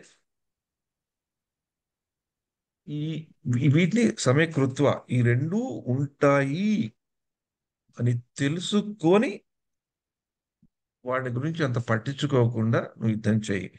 కానీ వాటన్నిటికీ అతీతమై యుద్ధం చేయమని చెప్పట్లేదు, దాన్ని లెక్క చేయొద్దని చెప్తున్నాడు. ఈ పరిస్థితులు తర్వాత వేరే కొన్ని విషయాలు ఆ డోస్ కూడా ఉంటుంది. ఈ డోసులో ఏం చెప్తారంటే దానికి అతీతంగా అవ్వద్దని చెప్పట్లేదు. సుఖ దుఃఖాలు ఉంటాయి, అవి వస్తూనే సమంగా వస్తాయి, ఒకప్పుడు అసమంగా వస్తాయి, అవంతా దాన్ని లెక్కించకుండా నువ్వు నువ్వు యుద్ధం చేయడానికి యుద్ధం చెయ్యి. అంటే ఇందాక మాతాజీ చెప్పినట్లు యుద్ధం చేయడానికి యుద్ధం చెయ్యి అంటే అర్థం ఏంటంటే, నేను చెప్పాను కనుక యుద్ధం చెయ్యి అని చెప్పాను. అది సింపుల్. ఈ శ్లోకంలో బాగా నేర్చుకోవాల్సింది ఏంటంటే, కృష్ణుడు అర్జునుడికి ఏం చెప్పండి, యుద్ధం చేయడానికే నువ్వు యుద్ధం చెయ్యి. అంటే నువ్వేం పట్టించుకోకు, నేను యుద్ధం చేయమంటున్నాను కదా, నీ యుద్ధం చెయ్యి అని మొట్టమొదటిసారిగా మనం మన జీవితాల్లో చేయవలసింది ఏంటి అనేది కూడా ఇక్కడ కృష్ణుడు తెలుపుతున్నాడు అర్జునుడి ద్వారా. మనం చేయవలసింది ఏంటి? ఆచార్యులు చెప్పింది, భగవంతుడు అనేక వేద వాంగ్మయాల్లో ఏం చెప్పాడు అనేది మనం కొంచెం తెలుసుకొని మనకి అది అన్వయించుకున్నట్లు మనం చేయగలిగితే అప్పుడు మనం సుఖాలని దుఃఖాలని జయాలని అపజయాలని లెక్కింపవలసిన అవసరం లేదు. యుద్ధం కొరకే యుద్ధం చెయ్యి, ఎందుకంటే నేను చెప్తున్నాను కనుక అప్పుడు సుఖం లేదు, దుఃఖం లేదు, జయం లేదు, అపజయం లేదు, అన్నిటికీ అతీతం అయిపోతాం. ఈ సుఖ దుఃఖాలను లెక్కించక మనం యుద్ధం కొరకే యుద్ధం అంటే, యుద్ధం కొరకే యుద్ధం చేయడం అంటే భగవంతుడు చెప్పాడు కనుక, నేను చెప్పాను కనుక యుద్ధం కొరకే నువ్వు యుద్ధం చేస్తే ఈ సుఖ దుఃఖాలు జయాపజయాలు లెక్కించే అవసరమే నీకుండదు. అలా ఉండని స్థితిలో ఉన్నావు గనక నీకు పాపం అనేది రాదు. నువ్వు ఏ పాపం కొరైతే భయపడి పారిపోతున్నావో ఆ పాపమే రాదు. ఎప్పుడైతే నేను చెప్పేనని నా యొక్క ఆదేశాన్ని ఒక గురువుగా నన్ను స్వీకరించావు గనక నువ్వు యుద్ధం చేస్తే ఈ సుఖ దుఃఖాలను రావడం కానీ ఈవెన్ వచ్చినా కూడా వాడు నువ్వు సమానంగా చూసుకోగలుగుతావు. ఎందుకంటే అవి నీకు ఇప్పుడు నువ్వు దాన్ని పట్టించుకోవాల్సిన అవసరం లేదు అని ఇక్కడ అర్జునుడికి కృష్ణుడు చెప్పడం జరిగింది. ఇది దీంట్లో ఉండే కొంచెం ఎక్కువ ఉన్న అర్థం నేను చెప్పదలుచుకున్నది. అంటే దీనితో పాటు వచ్చేది, ముఖ్యంగా వచ్చేది పాపము అనే శబ్దానికి అర్థం. పాపం అనగా నార్మల్గా మనకు తెలిసింది ఏంటంటే, పాపం అంటే భగవంతుడు చెప్పిన దానికి విరుద్ధంగా చేయడం పాపం. శాస్త్రాల్లో వేద వాంగ్మయాల్లో చెప్పిన దానికి విరుద్ధంగా చేయడం పాపం. ఈ 4 నిషేధాలు మనం చెప్తుంటాం కదా, అది పాపం అనేది చాలా రిలేటివ్. మీరు చెప్పింది నాకు పాపం అవచ్చు, నేను చెప్పింది మీకు పాపం కాకపోవచ్చు. మన సాంప్రదాయంలో పాటించేది చెప్తే అది పాపం అని చెప్పేవాళ్ళు కొంతమంది ఉంటే, వేరే సాంప్రదాయం పాటించేవాళ్ళు అది పాపమే కాదు, అది వాళ్ళ పుణ్యం. అంటే ఈ పాపము పుణ్యము అనేది చాలా రిలేటివ్. అది మనం ఏ దృక్పథంలో ఆలోచిస్తాము, మన ఏ మన ఏ ఒక్క మతాన్ని కానీ ఏ ఒక్క సాంప్రదాయాన్ని పాటిస్తామనే దాని మీద ఆధారపడుతుంది. అది అది ఆ యొక్క అండర్స్టాండింగ్. పాపాలు చేస్తే కష్టాలు వస్తాయని, పుణ్యాలు చేస్తే పైకి వెళ్తాయని, ఆ పాప పుణ్యాలతోనే కదా మన జీవితం అంతా నడుస్తుంటుంది. పాపాలు చేశాడని, పాపాలు చేయకూడదని, పుణ్యాలు చేయాలని, పుణ్యం చేస్తే మనకేదో వస్తానే కదా అనుకుంటాం. కానీ ఈ శ్లోకం యుద్ధం కొరకే యుద్ధం చేయమని చెప్పిన కృష్ణుడు అలా చేస్తే నీకు పాపాలు రావంటున్నాడు కదా. అంటే అర్థం ఏంటి అంటే, పాపానికి ఒక ఒక అద్వితీయమైన నిర్వచనం వస్తుంది. మామూలుగా దాన్ని చెప్పినట్లు పాపము అంటే అర్థం ఏంటి, మనం భగవంతుడికి విరుద్ధంగా చేయడం అనేది పాపం అర్థమైతే, యాక్చువల్లీ మనం చేసేవన్నీ పాపాలే. మనం పాపాలు కాక పుణ్యాలు అనుకొని చేసేవి కూడా యాక్చువల్లీ పాపాలే అని పెద్దలు చెప్తారు ఈ శ్లోకం విన్నాక. అంటే కొన్ని చేసే పాపాలు అంటారు కదా, కొన్ని చేసే పుణ్యాలు అంటారు. దాన ధర్మాలు చేయడం అనుకోండి, అది పుణ్యం కింద వస్తుంది కదా. ఇంకొకరికి సహాయం చేసాం అనుకోండి, అది పుణ్యం అనుకుంటాం కదా నార్మల్గా అయితే, కానీ అది కూడా పాపమే అంటారు ఆచార్యులు. అయ్యో బాప్రే, ఇదేంటారు నాయన, వీళ్ళు ఇలా అంటున్నారేంటి, నేను పుణ్యం కదా అని అలా చేస్తూ పోతున్నాను స్వర్గలోకాలకు వెళ్ళడానికి, వీళ్ళు వచ్చి ఇక్కడ ఇది కూడా పాపం అని ఎందుకు అంటున్నారని. అంటే ఈ శ్లోకంలో ఈ పాపం అనే పదానికి చాలా మంచి అర్థం తీసుకొస్తారు అనమాట. మరి నేను దాన ధర్మాలు చేస్తే అది కూడా పాపం ఎందుకు అవుతుంది అంటే, నేను ఎలా ఏ ఏ ఉద్దేశంతో దాన ధర్మాలు చేశాను అనేది కూడా ఆధారపడి ఉంటుంది. కేవలము నా ఇంద్రియ తృప్తి కొరకు, కేవలము నేను ఇది కరెక్టు అని తలుచుకొని, నేనే నిర్ణయించుకొని ఒక ప్రామాణికమైన పద్ధతిని అనుసరించకుండా నేను ఎన్ని దాన ధర్మాలు చేసినా కూడా అవి పాపం కిందనే పరిగణింపబడతాయి. అందుకని మనం ఏ పాపం చేస్తున్నామో పుణ్యం చేస్తున్నామో దానికి మనం లెక్క కట్టకలేదు. మనకి జయం వచ్చిందో అపజయం వచ్చిందో కూడా మనం లెక్క కట్టకలేదు. అందుకని దాన్ని లెక్కించద్దు అంటున్నాడు కృష్ణుడు. మరి ఏది పుణ్యం? మరి అన్ని పాపాలైతే మనం చేసే చెడు పనులు పాపాలని తెలుసు. మనకి తెలిసి బాగా ఉన్నాయి మంచి పనులు కూడా పాపమే అని చెప్తున్నారే, ఇదేంటి అని కానీ మనకి విచిత్రంగా అనిపించవచ్చు. దానికి మనకి పెద్దలు కూడా చెప్తారు, భగవద్గీతలు కూడా చెప్పడం జరుగుతుంది. ఇందాకలా మాతాజీ ఒక సర్వధర్మాన్ని పరిత్యజ్య మామేకం శరణం వ్రజ అని చెప్పారు కదా.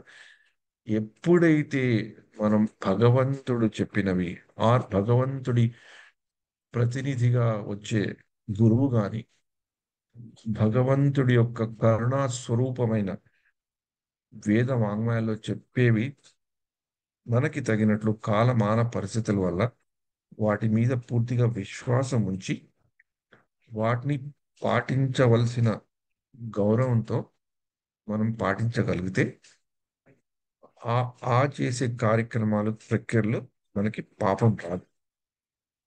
పుణ్యం వస్తుందా లేదా అంటే అది ఎలాంటి పని చేస్తుందో దాని మీద ఉంటుంది, కానీ పాపం అయితే రాదు. అది ఇక్కడ చెప్పడం జరుగుతుంది. అంటే ఇక్కడ అర్జునుడు ఎప్పుడు వస్తుంది ఈ పాపం? అర్జునుడు యుద్ధం చేసినా పాపం వస్తుంది. అర్జునుడే తెలుసుకుంటున్నాడు, యుద్ధం చేయకున్నా పాపం వస్తుంది అంటున్నాడు. మరి యుద్ధం చేసినా పాపం వస్తుంది, యుద్ధం చేయకుండా పాపం వస్తుంది అంటే ఏం చేయాలి అర్జునుడు? కృష్ణుడు చెప్పింది చేయాలి. అంటే భగవంతుడు చెప్పింది మనం చేయగలిగితే, అంటే ఇక్కడ కృష్ణ అర్జునుడు సమాధానంలో కృష్ణుడికి అర్జునుడు చెప్పింది అర్జునుడు చేయగలిగితే దానికి పాపము పుణ్యం అంటూ లేదు, అది పుణ్యమే అవుతుంది. ఇంకొకళ్ళని చంపినా అది పుణ్యమే అవుతుంది. ఇంకొకళ్ళ నుంచి ఓడిపోయినా అది పుణ్యం అవుతుంది. కృష్ణుడు చెప్పినట్లు యుద్ధం చేస్తూ యుద్ధంలో ఓడిపోయి కృష్ణుడు పారిపోమన్నాడు అనుకోండి, అది కూడా పుణ్యం అవుతుంది. కృష్ణుడు యుద్ధంలోంచి పారిపోయాడు. మరి అర్జునుడికి ఇంత బోధ చేసిన కృష్ణుడు యుద్ధంలోంచి పారిపోకూడదు, యుద్ధం చేయాలని తను మళ్ళీ క్షత్రియుడిగా మథుర ద్వారక ఆ లీలలో ఉన్నప్పుడు రణచోర్ అని పేరు కూడా పెట్టుకున్నాడు కదా. యుద్ధంలోంచి టింగ్ టింగ్ అని పారిపోయి వచ్చాడు జరాసంధ దగ్గర నుంచి. మరి అది కూడా తప్పే కదా. అందుకనే ఎలా అర్థం చేసుకోవాలంటే భగవంతుడు చెప్పింది మనం చేయగలిగే స్థితిలో ఉంటే, అంటే ఇక్కడ మనకు భగవంతుడు అంటే భగవంతుడు డైరెక్ట్ గా మన దగ్గరకు ఉండరు. భగవంతుడు చెప్పిన ఈ భగవద్గీత విషయాలని మనం అనుసరించగలిగితే, ఆర్ భగవంతుడి ప్రాతినిధ్యం వహించిన గురువుల యొక్క చెప్పిన మంచి మాటలు విని మనం అర్థం చేసుకొని వాటి మీద ఎక్కువ విశ్వాసంతో మనం పాటించగలిగితే మనకి పాపం రాదు. అదొకటి ముఖ్యమైన అర్థం. దీనికి మనకి చైతన్య మహాప్రభు చైతన్య చరితామృతిలో చక్కటి ఒక ప్రామాణికమైన సూత్రం చెప్పారు. ఆ సూత్రాన్ని మనం తలుచుకొని వాళ్ళ అందరితో విషయం మాట్లాడుకొని ఇది కూడా చాలా ముఖ్యమైన శ్లోకం. ఓకే, మీకు కనబడుతుందా? మాతాజీ చదువుతారా? దివ్య గోళికృష్ణ మాతాజీ.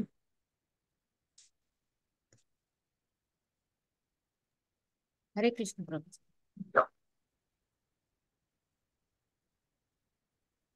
కనబడుతుందా మాతాజీ? ప్రభుజీ కొంచెం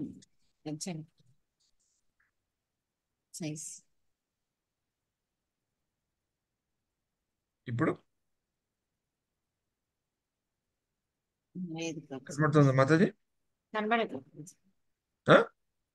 లేదు లేదు కట్ అయిపోతుంది. కట్టేస్తుందా ఇప్పుడు? Yes Prabhuji, yes. భక్తిరవిరోధి కర్మ ధర్మ వా అధర్మ తాహార కల్మష నామ సే మహాతమః భక్తిర. Oh, sorry. It's okay, Mataji. So, greatest ignorance consists of activities, whether religious or religious. ధర్మమైన అధర్మమైన అజ్ఞానపరంగా ఉండే ఈ కార్యక్రమాలు ఏంటి అంటే the ones that are oppose to devotional service. భక్తియుక్త మార్గంలో చెప్పబడినవి కాకుండా వేరేది ఏది చేసినా that are known to be sins, కల్మషం. అంటే భక్తియుక్తి మార్గంలో చేసేదంటే భగవంతుడి ద్వారా వస్తూ ఉన్న తెలుస్తూ ఉన్న ఆదేశాన్ని మనం పాటించకుండా చేస్తే అది పాపం అవుతుంది. కానీ మన పరిధిలో ఇది చేస్తే పాపము, అది చేస్తే పుణ్యం అనేది అది కాదు. ఒకానొక పరిస్థితిలో భగవంతుడు కానీ భగవంతుడు తద్వారా వచ్చే ఆచార్యులు ఏ దిశానిర్దేశం చేస్తారో, ఎందుకంటే ఒకప్పుడు భగవంతుడు చెప్పేది ఒకటే అయితే కొన్ని తరాల తర్వాత వచ్చిన ఆచార్యులు కూడా దాన్ని అర్థం చేసుకొని సమయానుగుణంగా ఆ రోజులు అక్కడ ఉండే ప్రజలకి చెప్పే విధానం ఉంటుంది.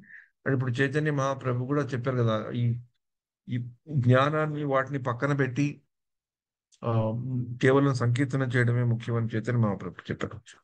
అలా చేయడం ముఖ్యం, కానీ ఎప్పుడో ఎవరో జ్ఞానం గురించి చెప్పారు, అది బాగా నేర్చుకోవాలని చెప్పారు, అది చేర్చుకుంటేనే కానీ మనం కీర్తన చేయలేము, సంకీర్తన చేయకూడదని మన స్వలాభం కొరకు మన అర్థం చేసుకొని మనం చేస్తామే, అది చేస్తున్నప్పుడు పుణ్యకర్మైన అది పాపమే అని ఇక్కడ తెలుసుకోవాలన్నమాట. అంటే అర్జునుడికి చేయవలసిన ముఖ్యమైనది ఏంటి? కృష్ణుడు చెప్పేది వినటం. నేను చెప్పింది విను అర్జున అని చెప్పడానికి నాంది పలుకుతూ చెప్పిన శ్లోకం ఇది. అందుకని శ్రీల ప్రభుపాల్ వారు ఏమన్నారంటే, ఇది దీంతో భగవద్గీత ఇంకొక స్థాయిలోకి వెళ్తుంది. ఇప్పటి నుంచి వచ్చేవన్నీ కూడా కృష్ణుడు అర్జునుడి యొక్క మైండ్ మీద పనిచేసేటట్లు మాట్లాడతాడు అనమాట. అర్జునుడి యొక్క మైండ్ ని క్లీన్ చేస్తున్నాడు. ఇంతవరకు మామూలుగా బాహ్యతరంగా క్లీన్ చేయడం మొదలు పెడితే కొంచెం అంతర్గతంగా క్లీన్ చేయడం మొదలు పెడతాడు. ఇంకొకటి ఈ శ్లోకంలో మనం సాధారణంగా మనలాంటి వ్యక్తులు కూడా గుర్తు చేసుకోవాల్సింది ఏంటి అంటే, ఈ ఈ జయాపజయం ఉంటుంది సరే. ఒకప్పుడు ఏమైతుందంటే మనం ఏదైనా ముఖ్యమైన పని చేస్తున్నప్పుడు ఆ జయం వల్ల కలిగే పేరు ప్రతిష్ట, ఆ జయం వల్ల కలిగే సుఖం గురించి ఎక్కువ మాట్లాడడం, ఎక్కువ తలుచుకుంటాం అన్నమాట. దాంతో ఏమైతుందంటే మనం చేయవలసింది మర్చిపోయి వాటి యొక్క భావనలో అది వస్తే ఎలా ఉంటుంది, ఏమైతే అయిపోతుంది దాని గురించి మనం ఎక్కువ కాన్సన్ట్రేట్ చేసి ఉన్నది మర్చిపోయి సరిగ్గా మనం యుద్ధం చేయలేం, అంటే పని చేయలేం. ఒకప్పుడు మామూలుగా కూడా ఈ పెద్ద పెద్ద ప్రోగ్రామ్స్ అప్పుడు కానీ ఏదైనా ముఖ్యమైనప్పుడు ఏదైనా క్లాసెస్ కి ప్రిపేర్ అయినప్పుడు నేను చెప్తున్నాను, ప్రిపేర్ అయినప్పుడు చాలా మంచిగా అనిపిస్తుంది. మంచి నాకు విషయాలు అర్థమవుతున్నాయి, వీళ్ళకి చెప్పాలి, చెప్పాలి.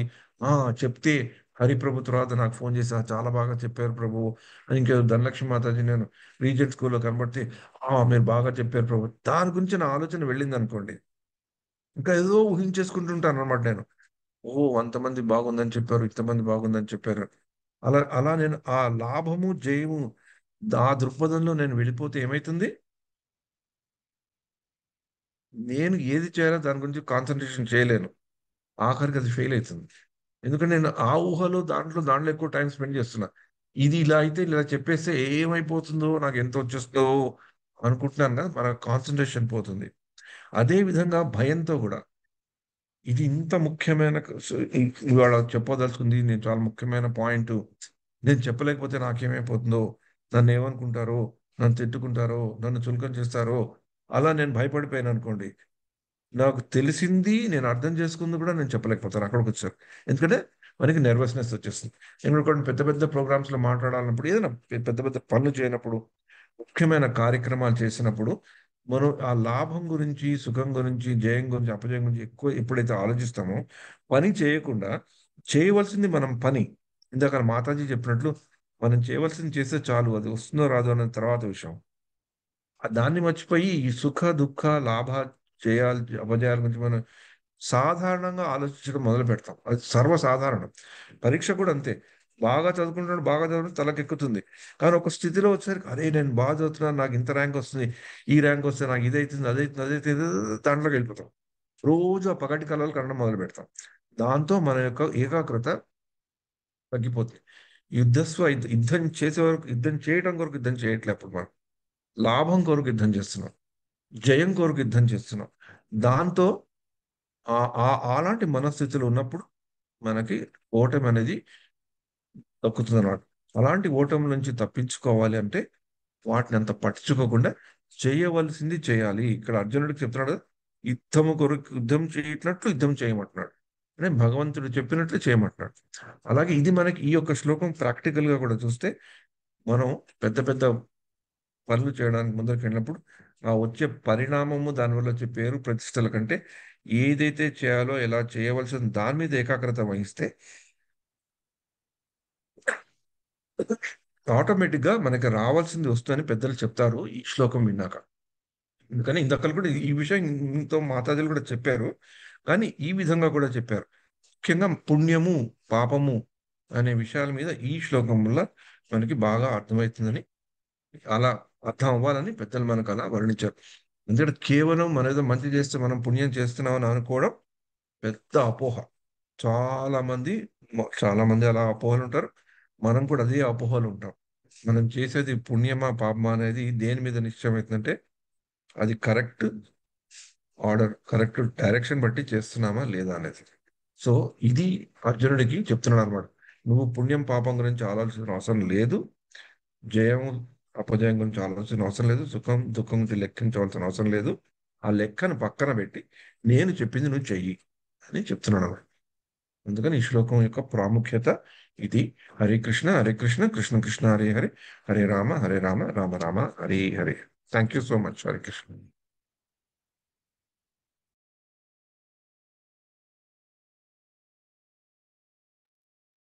హరే కృష్ణ ప్రభుదన ప్రణామం.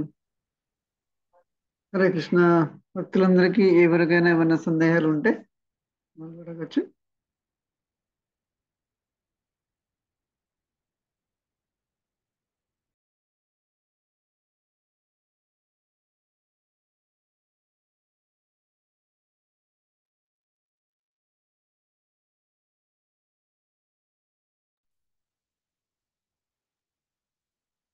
హరే కృష్ణ ప్రభు. ప్రభు ఎవరికి ఏదైనా సందేహాలు లేకపోతే ఇక్కడ ఒక సందేహం వచ్చింది ప్రభు. Yep. సో ఇప్పుడు కృష్ణుడికి సారీ అర్జునుడికి కృష్ణుడు యుద్ధం చెయ్యి అని చెప్పినట్టు ఇప్పుడు మనకు కూడా ఒక పని చేస్తున్నాం లేదా చెయ్యి అని ఎవరైనా చెప్పినప్పుడు అది కరెక్టా కాదా అనేది ఎలా నిర్ణయించుకుంటాం? కరెక్టా కాదా అనేది ఎలా నిర్ణయించుకుంటాం? ఎలా నిర్ణయించుకోవాలంటే ఒకటి మన బుద్ధి ఉపయోగించి నిర్ణయించుకోవచ్చు అది కరెక్టా కాదా అనేది ఒకటి. అది కొంచెం ఇంకా అది పరిస్థితి బట్టి ఉంటుంది.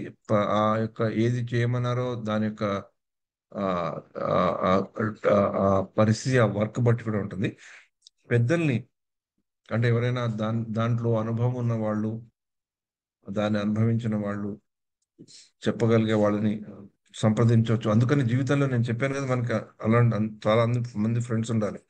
ఒక ఫ్రెండ్స్ మనకి ఏదైనా అవసరం ఉన్నప్పుడు మనతో పాటు మనకి సోదరు తీర్చేవాళ్ళు ఒకళ్ళైతే, మన బాధల్ని మనలాగా చూసుకునే వాళ్ళు, మన బాధల్ని వాళ్ళ బాధల్లాగా చూసేవాళ్ళు, మన యొక్క బాధల్ని ఛాలెంజ్ చేసేవాళ్ళు, మనకు పరిష్కార మార్గం చూసేవాళ్ళు. అలాంటి వ్యక్తులు మన జీవితంలో మనం ఎప్పుడూ పెట్టుకోవాలి.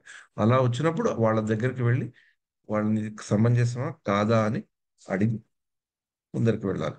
అందుకనే ఇప్పుడు ఇవాళ డాక్టర్ గురించి ఎక్కువ మాట్లాడుతున్నాం కనుక, మనం డాక్టర్ దగ్గరికి వెళ్తే ఏమి ఇస్తాడు డాక్టరు? ప్రిస్క్రిప్షన్ ఇస్తారు కదా. అందుకని స్వధర్మము అని చెప్పినప్పుడు శ్రీల ప్రభుపాద వారు కూడా దాన్ని అర్థం చేసినప్పుడు ఇంగ్లీష్లో ప్రిస్క్రైబ్డ్ డ్యూటీస్ అని చెప్పారు. డ్యూటీస్ అని చెప్పలేదు, యువర్ డ్యూటీస్ అని చెప్పలేదు, సెల్ఫ్ డ్యూటీస్ అని చెప్పలేదు. స్వధర్మం అంటే సెల్ఫ్ డ్యూటీ, అలా ఇంగ్లీష్లో చెప్పుకోవాలన్నమాట.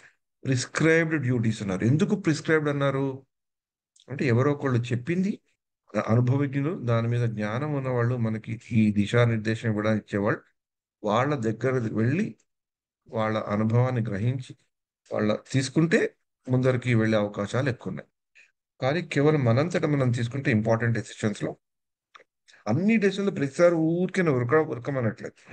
ముఖ్యమైన మన జీవితాల్లో ముఖ్యమైన ఉన్నప్పుడు కొంతమందిని అట్లీస్ట్ మన జీవితాల్లో అలాంటి వాళ్ళని మనం ఉంచుకోవాలి, అలాంటి వాళ్ళు మనం పెంపొందించుకోవాలి. అలాంటి వాళ్ళతో మనం సంబంధాలు పెట్టుకుంటే వాళ్ళ దగ్గరికి వెళ్ళి అడగచ్చు, ఇలా ఉంది, ఇలా పరిస్థితి ఉందని. అందుకని జీవితంలో అలాంటి వాళ్ళని కూడా మనం ఉంచుకోవాలి. క్లుప్తంగా చెప్పాలంటే, ఇంపార్టెంట్ అనిపిస్తే అది మన జీవితంలో అది ఏదైనా మన చాలా దానివల్ల జరిగే పరిణామం చాలా ముఖ్యమైనది అయితే ఇంకోళ్ళని సంప్రదించాలి. అందుకని పూర్వం రోజుల్లో చెప్పుకోవాలంటే, ఇల్లు కట్టేటప్పుడు, ఇల్లు కొనేటప్పుడు, పెళ్ళిళ్ళు చేసుకునేటప్పుడు, పిల్లల్ని స్కూల్లో చదివించేటప్పుడు కొన్ని ఇంపార్టెంట్ ఘట్టాలు ఉంటాయి కదా మన జీవితాల్లో. అవి పెద్దల్ని చేస్తే మంచిదని చెప్తారు, మనంతట మనం నిర్ణయించుకోకుండా. These are some important life లో ఉండేవి. మిగతా కూడా ఎన్నో ఉంటాయి. ఆరోగ్యం బాగాలేనప్పుడు ఇంకోళ్ళని సంప్రదించడం, ఇలా చేయాలా అలా చేయాలా అని విని కొంచెం చెప్పింది విని మనకి తగినట్లు, మనకు అర్థమైనట్టు వెళ్ళడం మంచిది. మనంతట మనం వెళ్తే ఒకప్పుడు గడబడవుతుంది అని నా అభిప్రాయం. హరే కృష్ణ ప్రభు.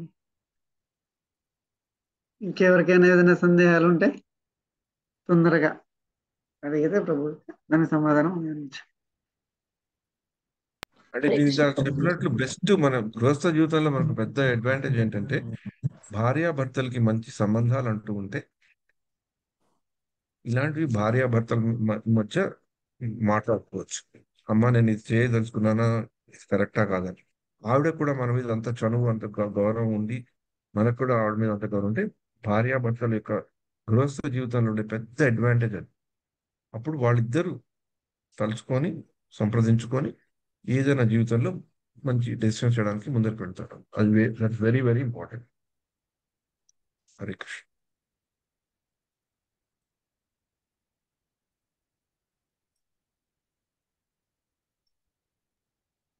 అందరికి నేను పాపం గురించి అలా చెప్పేసరికి భయపడిపోయారా ఏంటి? నచ్చలేదేమో అందరికి. చేసేవన్నీ పాపాలని చెప్పి వెళ్ళిపోతున్నాడు వీడెవడు నాయన అనుకున్నారా? అని నేను కృష్ణ చెప్పట్లేదు ప్రభుజీ కదా, ఆచార్యులు చెప్పారు. వాళ్ళు చెప్పింది నేను జస్ట్ పిట్టలాగా రిపీట్ చేస్తున్నాను. హరే కృష్ణ ప్రభుజీ. పాప అదే అనుకున్నాను, అంతే కృష్ణార్పణం అనుకుని చేసేస్తే సరిపోతుంది. అంతే ఏది చేసినా కానీ కృష్ణార్పణం. ఆయన చెప్పారు, మేము చేస్తున్నాము, మేము మా అంతలో మేము చేయట్లేదు కదా అని. ఇంకా హరే కృష్ణ. కృష్ణార్పణం చేయడం మంచిదే, కానీ అది ఏ లెవెల్లో కృష్ణార్పణం అంటున్నాం అనేది అదే ఇంపార్టెంట్. మంచి చేయబోయి చెప్పి ఎదురవుతుంది అన్నారు కదా, అలా కూడా అవును ప్రభుజీ. అది అంత నచ్చింది మాకు. కృష్ణార్పణం అనుకునే భావన మంచిదే, కానీ ఏ భావనతో ఆ భావన వచ్చింది అనేది ఇంపార్టెంట్. ఏదేదో చేసి అంత కృష్ణార్పణ అనుకుంటే కూడా కుదరదు. అలా చేయకూడదు. అవును ప్రభుజీ. కృష్ణుడిది అర్పించమన్నాడా, అలాంటిది అర్పించమన్నాడా అనేది తీసుకుంటే అప్పుడు కృష్ణార్పణ అవుతుంది. కానీ మీరు కృష్ణుడు అన్నట్టుగా నాకు అది అర్పించక వద్దునైనా నాకు అది అర్పించొద్దు అని చెప్తే కూడా అది కృష్ణార్పణ అంటే కొంచెం గడపడైంది. దేవుడు మనం అది కూడా పాపం. దానం హరే కృష్ణ ప్రభు. కాదు, అది